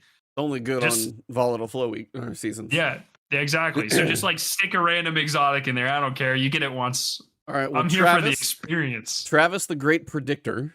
What is your thought for the raid coming next season? Was my thought? Yeah. What does that mean? What do you think is coming next season?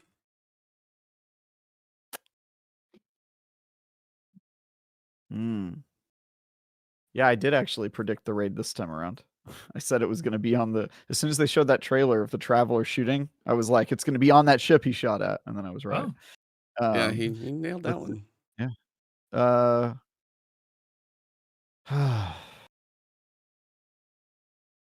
Well, I didn't get to answer what my raid encounter would be. Okay, we'll do that. If you got one now, cool. I'm gonna do that instead. Sure, go ahead. Go ahead. Mine is a speed running encounter.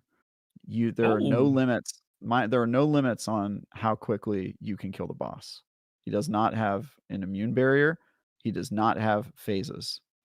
The key, though, is every 30 seconds you spend fighting the boss, another player gets summoned to the encounter to kill your party. And you have to try to kill the boss before other players invade. You're talking like a real, like a PvP, like a real person. PvP, yeah, real person. I want to sign up to be a griefer. That would be cool if you could load in to be a griefer. Yeah, of course. So it would be a separate activity you would queue up for to get like pulled into encounters for the raid. Shit, pure chills are a griefer. Oh god. Oh man. Every 30 seconds you spend in the encounter, or it could be 1 minute, or time it however you want, another person is added, so it can be more than one enemy fighting the boss. So your fire team is made up of like high DPS people and also very good PvP sniper people. Like at least one person who knows how to deal with invaders. But the longer your PvP group takes, the more people are going to show up. Was it Benji from Gambit? Like, go throw him on your team and he'll take care of a few of them. Actually, I think Travis, you should just go apply to be Destiny's Gambit lead, because that sounds like a really great Gambit experience. That'd be crazy. Yeah, I mean, there's not a lot of competition for the spot, so. Well, people always talk about like, the Vow of the Disciple boss fight is kind of a Dark Souls fight, and all my favorite Dark Souls fights are the ones that have a PvP like invader element during them, where you're like racing to kill. Yeah, you're racing to kill the boss before invaders come and kill you. Yep. I didn't know that was even a thing. That's awesome. That's a thing in Dark Souls, and so 1 and 3 at least. Yeah, and some real of them players. also have that. Real players, and you can join the boss fight by pledging a covenant. So you'll just be playing in your game, and then suddenly it'll just let you know like you're being summoned to this fight. So you having the item equipped basically says like, hey, I'm playing Dark Souls, but at any point in time, feel free to pull me out of my game and put me into a boss fight. Oh, that's awesome. Yeah. What? Yeah, it's really, really damn cool. So that's what I would want to do. If I know people are going to compare it to Gambit, but that's not what I was thinking of when I thought of it. I was thinking of like those Dark Souls fights that are really iconic. Yeah, that's cool. Well, we got Marathon coming, so that'll be your PvEVP situation. I know. Does that mean I stop playing Destiny? What happens? Who knows? Well, we will be a Bungie game podcast focus thing at that point. You think so? Are we going to cover both? Well, I mean, the last developer. Why not the last developer? I mean, the last Bungie? No. No, I mean, I want to try Marathon because the idea of an extraction shooter in my head is fun. I'm not going to be that skilled at it, but I still think it would be fun. I'm curious. It's a Bungie game. It'll be so much more approachable than something I think like that's part of it too. I think they're lying about it being purely a PvP game. I think the PvP is a distraction for the very much PvE ARG shit that's going to be in the game. Oh, dude, that makes me so excited. I think they're going to have, just based on the Vidoc where they kind of alluded to that stuff. I think there's going to be a ton of like stuff getting added to the game that are like ongoing. I talked about this last week, but yeah, I think that's going to be the secret, like kind of sauce like DMZ and zombies had a little baby, a little bit. I maybe I was thinking like the puzzle that the community solved during the Saint 14 resurrection. Quarters of time. Yeah, Quarters of Time. I think it'll be something like that happens in the PvP landscape, where like people are dropping into PvP, but they're kind of also trying to accomplish this other goal that doesn't really. Well, you're speaking my language. I mean, I think that's what it'll be personally. They mentioned the idea of like, okay, maybe there's like 6 pieces of an artifact and you're running around doing all the extractions. You got 5 pieces to make this like artifact. And they've even mentioned almost like kind of a world's first, like kind of race to try and be first for that. And then if you can, you're like, well, do I extract with the 5? Do I go for the 6? What are the mechanics if you don't have them all? Do you run back in and then have to find the other one? Like the idea. And all the marketing lends itself to that idea too. I mean, look, because they started with an ARG event. I think that's significant. I think that I love ARGs so much. Like, I will be, I hope you're right. I really, really, really, really, really hope. I think this is going to be their ARG game. Personally, I think they're just gonna. It will also become Skarrow's ARG game. Let's go. You're now a PvP main all the time. Be like, dude, I just got like 17 extractions this week. It's so awesome. I've got an ARG world title to defend now. There you go. You got to be the first to do everything in Marathon. On the forefront of Marathon, aren't you? Yeah. You're gonna get invited to Bungie now. I was getting so many dev follows, and I was like, "Don't say anything stupid. Don't say anything stupid. Don't say anything Please stupid. don't look at my history. Don't look at my. I got to delete my internet history. Hold on. It's like I talk great about Bungie all the time. I promise. I do. No, I mean, there's been some rough points in the game recently. Yeah, I mean, I think criticism's fair, especially as somebody who's like Triumph completionist, like solo players. Like, it's okay to be like, yeah, this boss has way too much freaking health, or I should not have to kill 50 champions when they don't spawn at all in the first place during salvage or treasure hunting. Like, certain things, like, it's okay to say, yeah, this was not good. How did this get through? And that's, I mean, you see some stuff now. You see the stuff that came out about Redfall. Just the idea of, if you guys read that article, to know that when they got purchased, they were hoping the game got to get like rebooted. That didn't happen. It's like, decisions are made above people all the time, and you never quite know how things are going to go. So the fact that we get... probably should have communicated that to their new company that acquired them, It's kind of interesting. I mean, yeah, that seems like a mess. And then you have something like Golem that gets sold at all, and it's just kind of a thing. So I really want to play that game. I know, Travis really wants to play the terrible game. It's so funny. I do. You need to do like a follow-up. You need to do a follow-up and be like, this is the IGN Travis review of Golem. Hit your first 10 out of 10. There it is. I think it's just for the first negative 10 out of 10. That's the difference. Yeah. I can't believe that Nerf game didn't get 10 out of 10, by the way. I know, surprise. No, actually, so I've played so many bad games. I now have kind of a pretty good ability to look at a game and know how bad it is right out from the get-go. And I think that game is a 3 out of 10. That's my guess. Is that it just IGN gave it a 4, right? Yeah, but you know me. I go harder than most. Yeah. I mean, that's why the 9 on Diablo for you, I'm like, you may as well round up at that point. It's a damn good game. I mean, other people who know my reviews can make their own decisions about where they would sit in comparison to me. That's why you find reviews that kind of resonate with reviewers, that resonate with how you tend to enjoy games as well. Yeah, Hogue says that he uses my reviews purely to decide if he would like the game, and based on the stuff I like or don't like. So even if I say this sucked, he'll be like, "Oh, but I like that thing," and then he'll. So he's like bought games that I gave like a 6 out of 10 because he's like, a Travis 6 out of 10 in this case. This type of game is like a Hogue 8 out of 10. Nice. So, yeah, it's kind of funny. You should make a fake IGN thing, like not official, and send it to him about Golem. And kind of bait him into getting it. Oh, he already bought it. Oh my god! Yeah, he bought it. So he saw the review and he was like, I think people are being hard on this game. They were trying to tell a story, and then he bought it, and then he talked about it on Bitcast this weekend, and he was like, okay, so it's not good, but he like kind of did like a full of caveats, silver linings. Yeah, exactly. I saw the pictures and it didn't look so great. So no, the one where I love Skill Up's one line where he's like, "Why is there a bird breeding simulator in this game at all? That should not be in here, and it exists." Like, that's all I needed to hear. I'm like, what is going on in this game? I feel like everyone who has ever seen a video game heard about the Golem game and immediately were like, "Why would you make that game?" Yeah, like it was a bad idea from moment one. Everybody thought like that's a pretty bad idea for a game, and then it came out and people were like, "Yeah, no, it was as bad as everyone thought it was going to be." So I'm surprised it got completed, that they like put it out there. That really shocks me. Yeah. It feels like next raid is the Mushroom Kingdom. Yeah, it's a Super Mario partnership. Is it a full $70 game? It is. It has a deluxe edition. Oh no, it's a $60 normal. 70 is like the deluxe, and it gets you like if you want the elf emotes where he like bats at a fly, and then if you want the actual lore in game, that's part of the pre-order bonus. And then I think, and then if you want the elf to actually speak Elvish, that's like a deluxe bonus. Otherwise, they speak some other language or something. I'm like, They speak in English. English, Bro, yeah. we need to put Tolkien's estate under like a conservatorship or something. It's gone too far. Well, it's not just up to them. I actually think they worked with a different. There's 2 groups that control it, and the really? Embracer is the big one. Yeah, the Tolkien estate doesn't make all the decisions. Interesting. Okay. Because a lot of that, I thought like his son, I think got like a lot of the rights for stuff. His son made the Silmarillion. He basically finished Tolkien's work. Right. Okay.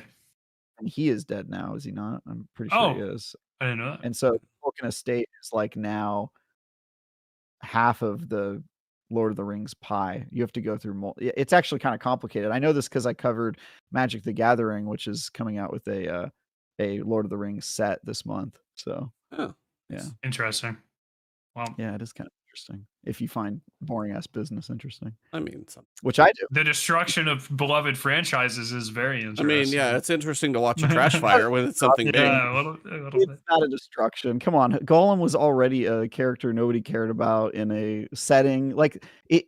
The game doesn't actually break anything. It's just a bad game. You know what I mean? It doesn't make Lord of the Rings worse. It's just like you know what I mean. There's no retconning or anything. No. It takes place like during the period where Gollum's kind of running around being a wretch without the ring in between Hobbit and Lord of the Rings. It's not like it, it's not like the prequels where it like substantially changes the world or the lore or how people are gonna. It's basically just like, that's weird that they made this. That's kind of a bad game. That's the whole story. Okay. Well, we fell off the Destiny train a little while ago. Oh yeah, but that's okay. That's part of the fun. Why this is the last word and not specifically the Destiny show, because we can have some variety sometimes, and that's good for us. There is a show called the Destiny Show, though. Yeah. Oh, I know. That felt a little targeted. That's someone. No, not no podcast fight. They are nice. They are nice guys. I have been on their show. I have talked to them. I have both been on that guy's show, and it's just you just couldn't think of a better name. I get it. I mean, I will say for SEO probably works great. And I'm pretty sure like it's true. Your algorithms working in your favor on that one. This is a bit more out there, but yeah, it's actually hard to find our podcast because you have to get past all the videos that are about the weapon, the last word. Yeah. Well, it wasn't my decision. You know what I mean? Well, that happened before you were here, and then we were Flashpoint, and then you were part of the naming thing. We got to get approval with you, and it was a whole thing. So I mean, there's like 50 back episodes of the last word from before it was this. Yeah, we were Flashpoint before we were last word, so that's buried in some internet archive somewhere. But God, I don't miss Flashpoints. Holy, what a dark time in Destiny's. Not the podcast. Flashpoints in Destiny activity. Yeah. What a dark time. What were they again? Like you had to do it was pretty much the seasonal challenges where you had to do something on like a specific planet, but it was like you got powerfuls for it and you had to spend like an hour doing public events. Yeah. It was like public events were percentage. You know which period I really hated in Destiny was having to do what were they? Not adventures. I hated adventures. My do you get God, PTSD every reset where it goes new adventures available, even though they're still there? For 4 years. Dude, every time I would do an adventure, I would just think to myself, this is maybe the worst named activity because they don't feel adventurous at all. They're like adventures are all about like the unknown and uncharted paths. And it'd be like, dude, I'm like, this is a chore. It's the opposite of an adventure. It's like not an adventure. Adventure, aka laundry list. Worst named thing in Destiny is easily the lightning round from Dares of Eternity because it is the slowest thing in Dares of Eternity and it is not lightning at all. Lightning round should just be like boss.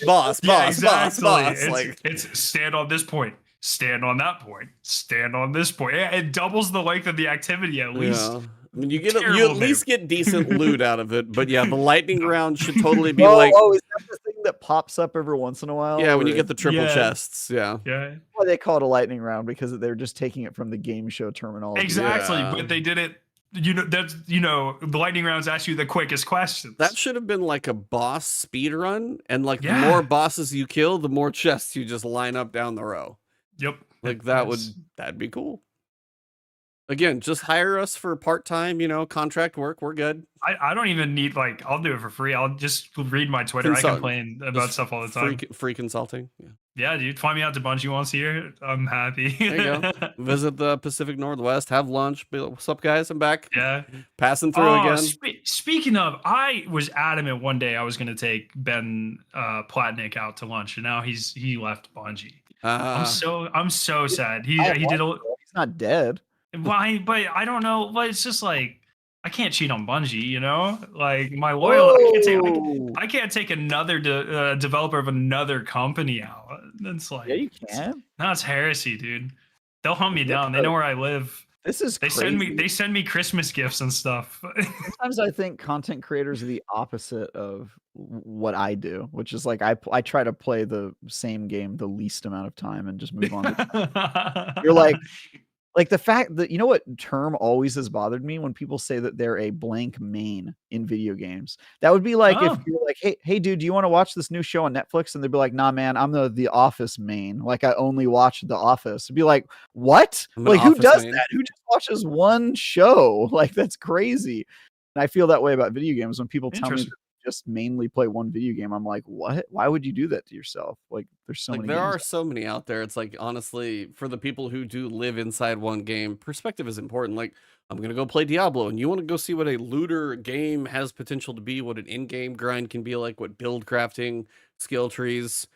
You got to step outside the box every so often, and play everything from Ori to Last of Us to Spider-Man 2 looks fantastic. I don't know if you've played the other ones. Spider-Man 2 looks amazing. We got a date on that, a week after the PlayStation showcase, but we did get a date on Spider-Man now, so that's good. Too many games are not on PC. It's a problem. Yeah, the PlayStation ones especially are 2 years removed, so they're going to be a while. Did you play Returnal? Me? Yeah. It's on PC now. No, it is on PC now. It's a shooter. It's really cool. It's one of those that I recommend. Okay. Plays Destiny. Yeah, I play Destiny. What's the last different game? I got really into Warzone for a little bit. Played a lot of that. That's stepping outside the box, but still having your hand pressed against the box. Yeah. 1 second. Let me check my desktop. I played Tiny Tina's. That was awesome. I love Tiny Tina's. The NDMD did a lot of work. Oh, Choo Choo Charles, Game of the Year 2022. Wrong. I got. Dead Space. You played Dead Space. Somebody said. I 1,000,000%ed Dead Space. Dead Space I played the remake and had never played it before. That was good. You didn't play it before? Oh, that was the first time. Have you played any of them? That was my first Dead Space. Oh, dude, Dead Space 2 is the greatest thing ever, man. Travis is back. Hawking his business is here. Let's go. Thanks, buddy. Check me out on chenderchat.com. Best chat. Dude, okay. I haven't seen one of those in a while, actually. That's been a minute. If you can find an emulator or something, you should play Dead Space 2. It might actually be on Steam. Why you should play. Well, it's they may remake it after Dead Space 1 had some love, so I'm probably going to wait a bit. Okay, well, hopefully they do, and then hopefully they remake Dead Space 3 and retcon it a little bit, but because Dead Space 3 was not very good. But I love Dead Space so much, man. Yeah. So no, good. I mean, just variety's the spice of life, and when it comes to gaming, it's good to get perspective outside of Destiny a lot, because then you know, it's good to go back and be like, yeah, these guns still feel good, but this could be a little better, and that's part of how it goes. Ebontis be like, variety is the spice of life, and I don't like spice. That is the nice thing about being done with grad school is now I'm on a regular 40-hour a week schedule. I have a lot more time for stuff like this. So definitely, I'm probably going to check out Diablo. Definitely checking out Marathon, especially if it ends up being puzzle filled like that. Like, holy. Bet you it will be. Dude. It's for them, for their engagement, especially when you hear them like the idea that Last of Us factions potentially wasn't going to keep people engaged. They're going to want people in seeing new interactions frequently. It's going to keep you connected. That's their goal. Yeah. I never played, I don't have a Switch because I knew that would be instant fail PhD if I got one. So but I have heard there are other ways to play Breath of the Wild, so I might give that a shout sometime. So yep. So we'll see. Why limit yourself? Play it on the Switch.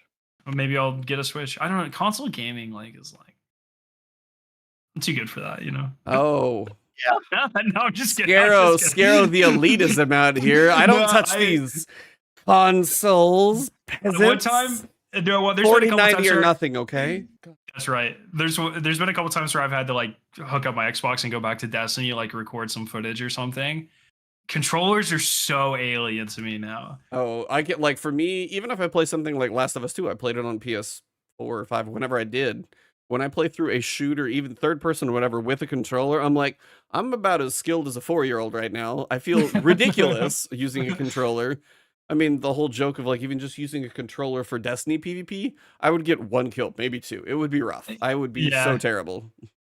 It's like, it's just such a different set of hand. I had never played a like PC game until Destiny came to PC, and now it's just like I've been converted. So no, I'm just I have consoles. Like I actually like kind of a fun. So like one of the fundraisers, the G2G things that Bungie does. One year I did really well, and they sent me a Spider-Man PlayStation 4. That's awesome. And I've never opened it. It's in my closet, and it's like I don't want to sell it because that's really shitty. Like I'm not going to sell a charity incentive because I'm not a bad person. But it's also like I don't play consoles, so it's just been it's literally back there, just like sitting there, and it has been. Thanks, Bungie. Like, yeah, thanks. So love it. Spider-Man themes. Did you say you are going to be at GCX though? Yes. Nice. Yes, I'm at GCX. Yeah, I don't think I said that in the pre-show, and I got a creator pass, so I'm supposed to advertise it. Nice. I'll be at GCX. Yeah. Please come and say hi or something. Me and Victoria will actually both be there, so I'm really excited about that. Yeah, it's gonna be a good time. Yeah, my wife is not going this time. She's gone previous years. So you say. Okay. Sorry? Me? No, I was talking to Skarrow when he said it's going to be a good time. Oh, it's not going to be a good time? I mean, we'll see. We'll see. You're not going to be there.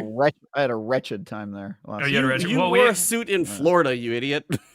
You think that's why I had a bad time? Did you not listen to any of the words I said when I was there? No, I know. I got you. Yeah, well, it is Florida. The suit was fine. I wasn't too hot. It was the fact that Florida's the worst. We're not big fans of Florida either, but Victoria has never been to Disney World, so we're going for a couple of days, and we might check out that Universal after party, because I really want to go to Super Mario Land. So yeah, that would be a tempting thing, and my wife and I did... Because it's August in Florida. It's a cooker. Yeah. So that was the reason, like, I thought about doing the Universal thing and maybe staying a day. But for one, since my wife's not coming with me this time, I just made it a really short trip. Because I didn't want to do that without her. But yeah, I will tell you, it's like, Florida in August is going to be hot. So bring sunscreen and, like, it's going to be a rough day. But also bring your own food. Yeah, if you can get some snacks in there. Well, I mean, you'll pay $20 for, like, a hot dog. So it's... The food. Oh, interesting. I didn't know. That's good advice right there. Inedible food. That's my. Okay. Oh, it's not good. Well, we get discounts with the creator pass. We get discounts at the restaurants. Yeah. I don't know if there's a correct price for that. Is Cog coming? Inedible. Cog is coming to my knowledge. Yes, as well. Let's go. We'll have to meet up and go to dinner or something. I'll be there Thursday because then it's Friday and Saturday. I leave Saturday night at like 10 o'clock at night, so I'm there. Okay, cool. Yeah, Thursday, Friday, Saturday, basically. I think we fly in Thursday as well. So yeah, Thursday's a good day to like get there, get your pass like the day before, because the line of Friday morning sucks. So when you get there Thursday, if you can like pick up your pass Thursday, that's like the best thing to do. That's why I get there the day early now. Do creators get to skip lines, or do we have to wait? The normal.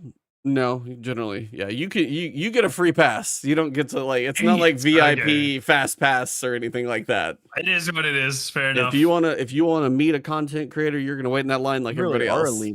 Yeah. Oh no, I won't. I'll DM them. Anyone I want to meet, I'm friends with. I'll be like, yo, bro, let's go out. Yo, CB, let's go get that. Dude, CB. He once told me, nicest dude. Yeah, nicest dude. 4 years ago, he was like, my favorite omelet in the world is from IHOP, and I was like, dog. Okay. One of these years, one of these years when we go to GCX, we're going out for a real omelet or whatever. And it's been like 4 years. We still owe each other that omelet. So that'll hopefully he's going and we'll get that. So yeah, it was funny. Like we walked off of the resort and just like across the street, and we actually had found a really good little burger place there that was across the street. So that was just a place we did for lunch, and it was Just something, because the resort actually has like 3 or 4 restaurants in it. Like it's this big giant thing. You don't actually technically have to leave. Oh, it can't be that bad. He is either San Francisco, hoity-toity. I don't get, like, it's not that bad. Some of the stuff's pretty, oh my God, no, it's not. Dude, I ate a burrito there. The rice inside was like rice-a-roni, my dude. It was horrible. It was like I ate a plastic model of a burrito. Let's go. Yeah. Sounds like a novelty, you know? Travis is a little extreme, but there are other restaurants. Like, I think one of the mornings we took... Wait. You're telling me, you're from California. I totally forgot about this until Teddy just said this. You're from California. You fly to Florida and you order a burrito and you expect it to be up to your standards. Like, this is like, there's a huge flaw here. Yeah, no, my flaw was expecting any food to be good in Florida. You ordered a burrito. Like, go for it. It was a Mexican restaurant. What was I supposed to order there? Cheeseburger. They chose a Mexican restaurant. Okay. They were drinking margaritas. Everybody was ordering Mexican food. I said, all right, you know, I'm not expecting it to be amazing, but whatever. I choose the thing that's the hardest to mess up on the menu. I didn't order like, you know, menudo or something that's super, you know, authentic. I ordered a burrito. Chimichanga. Yeah. How do you mess that up? Deep fry anything in Florida. How do you mess up a burrito? It's all it's all easy ingredients to cook. I don't know, man. Oh man, that's great. Killed me. Teddy, are you gonna be GCX? I mean, if Travis isn't going, I don't see Teddy going, because those would probably travel together. So Teddy and I have the same prerequisite to go, which is we'll go if Bungie goes, because part of the reason I went was to cover news at the event, and because Bungie didn't go, there were no developers there and there was no news, and so I wasted my time. Basically, we went, walked around, the show floor was empty, and it was a bunch of things I don't care about, which are fans who like Destiny and creators who create things about Destiny. I don't like either of those things. You are a creator that creates things about Destiny. That's what this is. That's why I'm here. Yeah, but I would never watch this show. Like, if people were like, "Hey, Travis, do you want to watch a show where people talk about Clip Destiny?" that? That's a Twitter advertiser right there. Clip that. I would never watch this show. I would never watch this show. 3 out of 10. IGN. Prefer to watch The Last Word from start to finish, one episode, or I'll punch you in the balls. I would take the punch, because like at least the punch would pass quick. You know what I mean? Like, I don't want to waste 3 hours. That's crazy. Holy. And on that bombshell. Yeah, for you Top Gear watchers. And on that bombshell, good to have you back, Skarrow. We fell off the Destiny train a while ago. Love the dungeon, clip the health. Like, really, really good dungeon. Yeah, probably I would give my favorite, to be honest. Yeah, I would give it like 9 out of 10 for dungeons, especially. Just knocking off a few tweaks here and there, and I think it could be like damn near like they nailed it. I think they did a really good job, minus a couple of things. So the jump from Spire to this is unbelievable. Like, actually, to be more clear, the jump from Roots of Nightmare to this is unbelievable. Like, they did an amazing job. It was amazing. Like, everything in the dungeon, the loot, the environment, the encounters. Well, join us next week when our co-hosts LordCognito and Skarrow9 are here, and I hope you guys enjoyed Travis on the show. This is his farewell episode. Hopefully you guys enjoyed this, because we're going to be retiring his jersey next season. I hang it in the rafters. Yep. Nobody else gets my number. No, he doesn't get a jersey. He gets just a tie. Gets put there up. You go. Yeah, you got the tie up in the rafters. Perfect. Let's go. All right. Quick outros. Travis, you got anything coming up? I know you just dropped the Diablo bomb, so I know you got.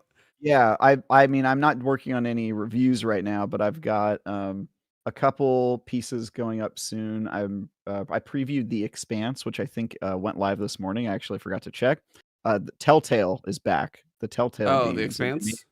I played the first episode of The Expanse and wrote about it, and then I have no idea if the Warhammer thing is embargoed, probably, and then another thing that definitely is embargoed that I can't talk about. But yeah, I've been playing a bunch of games for preview that aren't out yet, and I've got some stuff on that. And then I'm also writing an article about the Tears of the Kingdom speedrunning community and the crazy stuff that they're up to. I've been interviewing people in the speedrunning community and talking about all the crazy stuff they're doing, and I have to write that tonight actually, so I'm probably not going to be able to play Diablo too much. But yeah, I'm just doing a bunch of interesting kind of weird content while I wait for my next review to come around, because I think the entire reviews group is sort of exhausted after Tears of the Kingdom, Street Fighter 6, and then Diablo all back to back to back. I'm also going to be making guides for Diablo. I have some really, really dope builds for Sorcerer and Rogue and stuff that I'm excited to share. I just have to level up again because all my characters are gone. All my characters are gone, so I got to start from scratch. The fact that you can put 150 hours into this and not be deterred when you have to start over is in itself like a testament, I think. So yeah, no, it is. Honestly, as soon as they deleted my account, I was like, all right, thank God all my stuff's deleted so that I can start again. Because playing a game when you know your account's going to get deleted is a very different mentality. You're passing up gold and drops, and you're like not at all focusing on like the min-max. And you're just like, dude, this doesn't matter. Screw it. Who cares about my vault or organizing my items? Just like charge through, get to the highest level you possibly can. So it's going to be a very different mentality playing through now. But yeah, I'm making a bunch of guides and doing previews, and my next review, who knows when that's going to be. But yeah, that just I'd be curious. Yeah, somebody's got to be seeing Final Fantasy 16 sometime soon. That review's already going. Okay, I figured it would be. I bet that review's probably like done this far in advance. They're gonna. I feel like that game has been done for like 6 months, and they've just been like polishing and tweaking because it looks like absolutely gorgeous, and they've just showed off. They've showed it off so much I just don't want to see anymore. I'm tired of seeing it. I just want to play it.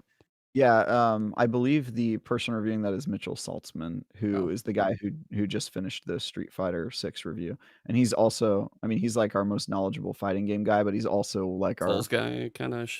No, he's our Final Fantasy guy. Oh, there you go. That's what Final Fantasy. Yeah, so nice. Yeah, that's me. Skarrow, you got anything cooking?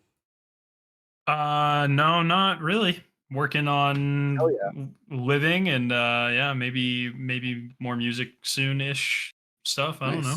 Just kind of vibing.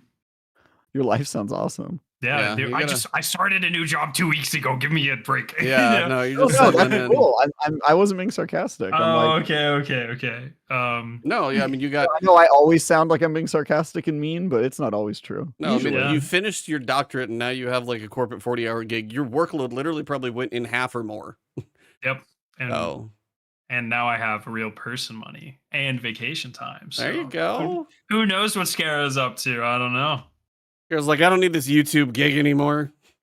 Oh no, I don't do this for the money, dog. It is actually kind of weird. Like there were some. This is a big tangent. There were a couple of years in grad school where I made more from YouTube than grad school, and because I got my salary for it. No, that's not true. It paid $23,000 for my first 4 years. No, it was below minimum because I was required 50 hours in the lab, so it's quite literally below minimum wage. But, yeah, exactly. Yeah, that sucks. But I always did. YouTube has never funded my existence. It's always been just fun stuff. My wife is a business major. She's been wearing the breadwinner pants for a long time, and now I finally make more money. So hey, oh yeah. So YouTube's all for fun. If I didn't want to do it, you guys are dinks, and you're good. That's exactly right, dude. Yep. I guess my fiance and I are tinks. Triple income? Because I have 2 full-time jobs. Oh, that's right. Yeah, because you're crazy. You don't sleep. Because I'm a psychopath. Yep. There we go. Yeah. But yeah, no, nothing too crazy. I don't know. I guess I might become the biggest marathon creator on Earth or something. If there you go. Like you do that, we will have you back on the show for sure. You'll keep coming through about every so often. Or if as long as my numbers are pumped up more than Teddy's, then fun. I don't know. Teddy gets secret appearances now just to pump his numbers up. I mean, he was on for my house. He showed up on at his house to go see Fast X with him, so he got a sneak appearance last time. So he's still putting up numbers. Are you guys doing a live recording at GCX? We tried last time, and it was. I mean, there were tech issues. Like if there were going to be no tech issues, we found a place to kind of make it work, but. Yeah, I mean, yeah, that episode I tried in person's got to count for 3 appearances at least. Well, for me, I'm going to be playing Diablo and Destiny. Eventually, I'll get my solo flawless done, but I'm going to do a lot of Diablo, and you guys will probably see me streaming that a ton. But I'm going to work on trying to wrap up and edit this podcast and get in a queue and get my stuff started. Yeah, the lost 200th episode. Are you streaming tonight, E? Can't decide if I'm going to stream. Okay. Because it's like, it's probably going to be Act 1, which everybody's seen 200 times. Like, if you play the betas, it's the same stuff. Skarrow should probably jump in too. And actually, when we get done, I'll tell you something. So, that's for episode number... It's like, if you were streaming, I was going to jump in and watch. Oh, yeah. No, yeah, I mean, I might stream. It just might be like an hour, like, till I do. Okay, we'll see. Oh, well, I've got work tomorrow. We'll see. We'll see. We'll see. You'll probably see some soon. But for episode number 251, Cog, we do hope you feel better. Travis, of course, glad to see you get a little bit of sleep post Diablo review. And Skarrow, amazing having you back. We'll keep pumping up those numbers. I'll just like schedule in like every month, and then Teddy's gonna be like, whoa, dude, like, what's going on? So I'm just gonna, then we'll have just, trading hosts all the time. No. Chat, you guys have been amazing. Go enjoy Diablo. I'm gonna enjoy Diablo. Everybody have fun. And for this episode, it has been the last word. The last word. No, oh, shoot.